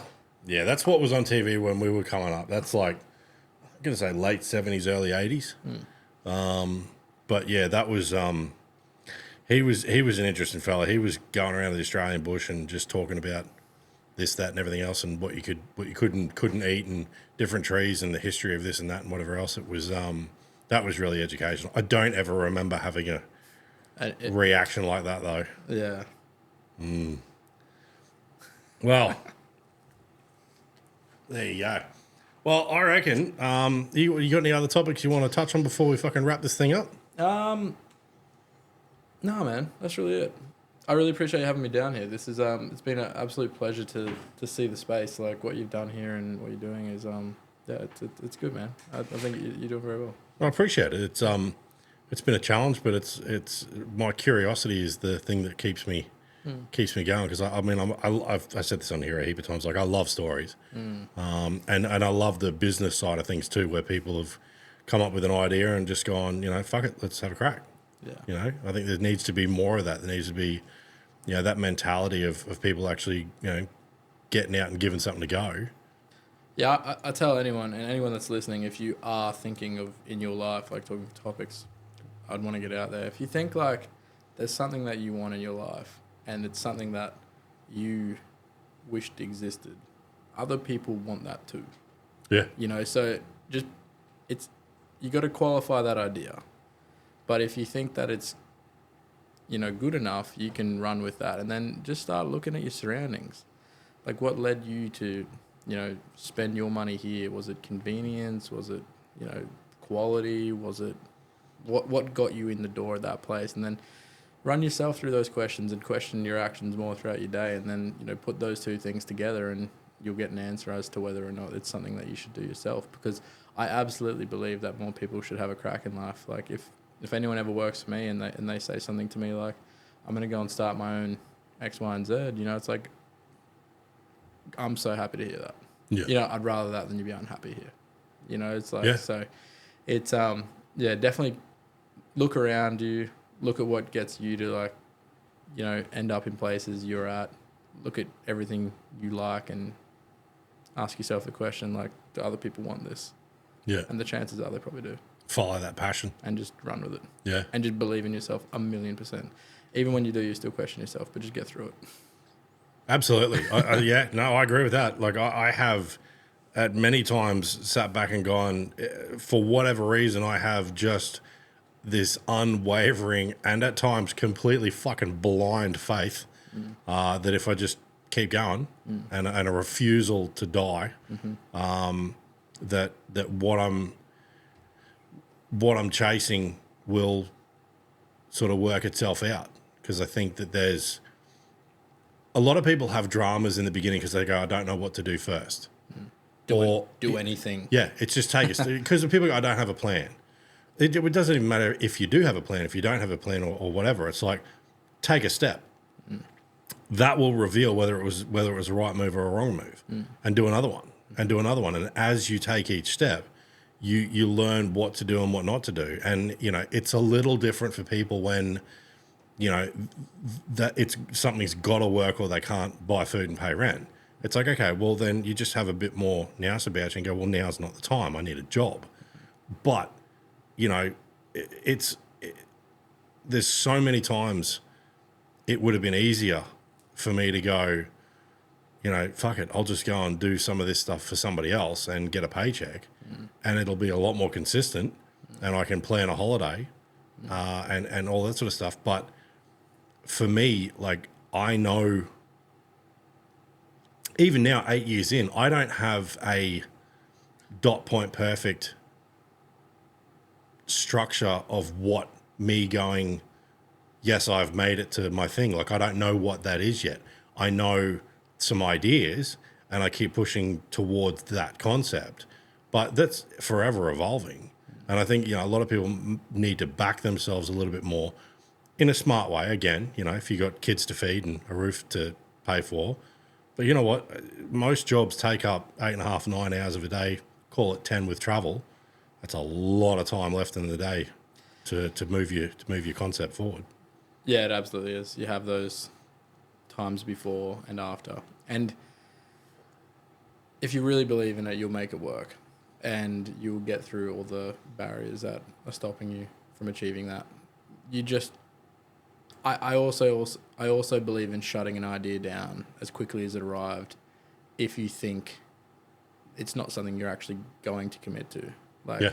I think the biggest purgatory that people put themselves in is, I'm going to do this. Yeah, I'm going to do it. Like, if you are constantly finding yourself foot half in, half out, and you're not happy because of that, just pick a side to be on. Yeah. Just if you're never going to do that, that's all right.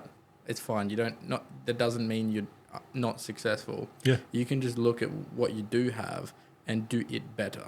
Yeah. Start there. You know, if you're an employee somewhere, for example, and you are that foot out the door, but you got to be very honest with yourself. Am I ever going to take that step? And if the answer is no, and that's making you miserable because you haven't made a move, just go back and look at where you are and put in the effort in the space that you're in and find your happiness there, because there's nothing worse than constantly living in a state of questioning yourself. Am I in or am I out? Am I in or am I out? Yeah, limbo will fuck with you. Exactly right. So just commit to like anything you're doing, and then eventually you will find that commitment will find itself in other aspects of your life. Yeah. You know, and then just follow that and follow that and follow that. That's like what I found is probably the most effective thing to do if you don't have an answer on like what the first thing you're going to do is. You know, like what's the next step I make? Absolutely. I love it. All right, my man. Well, look, there's more beers to drink and there's always more whiskey and cigars. So, but we'll wrap it up, mate. I appreciate you coming down, and I'm sure we'll do this again. Absolutely. I love what you guys are doing. I'm so fucking jealous about SEMA. But it might be a spare ticket. I might get too scared. Very too much good. going on. But give everybody your socials just so they know where to find you. All right, so you can find us on Instagram at hd.automotive. Website's hdautomotive.com.au. TikTok's hdautomotive. That's us. Just look us up, HD. This is our website. This is us. This is what we do. Yeah, that's pretty much sums it up. If you've got a vehicle, we make it very easy for you to upgrade your vehicle with proven and tested parts that are kept in stock here in Brisbane or at distributors all around the world to get it to you next day. Overnight parts from Japan. Always, mate. All right, my man. We'll wrap it up and we'll talk again. Thank you. Cheers, buddy. Bye, everybody.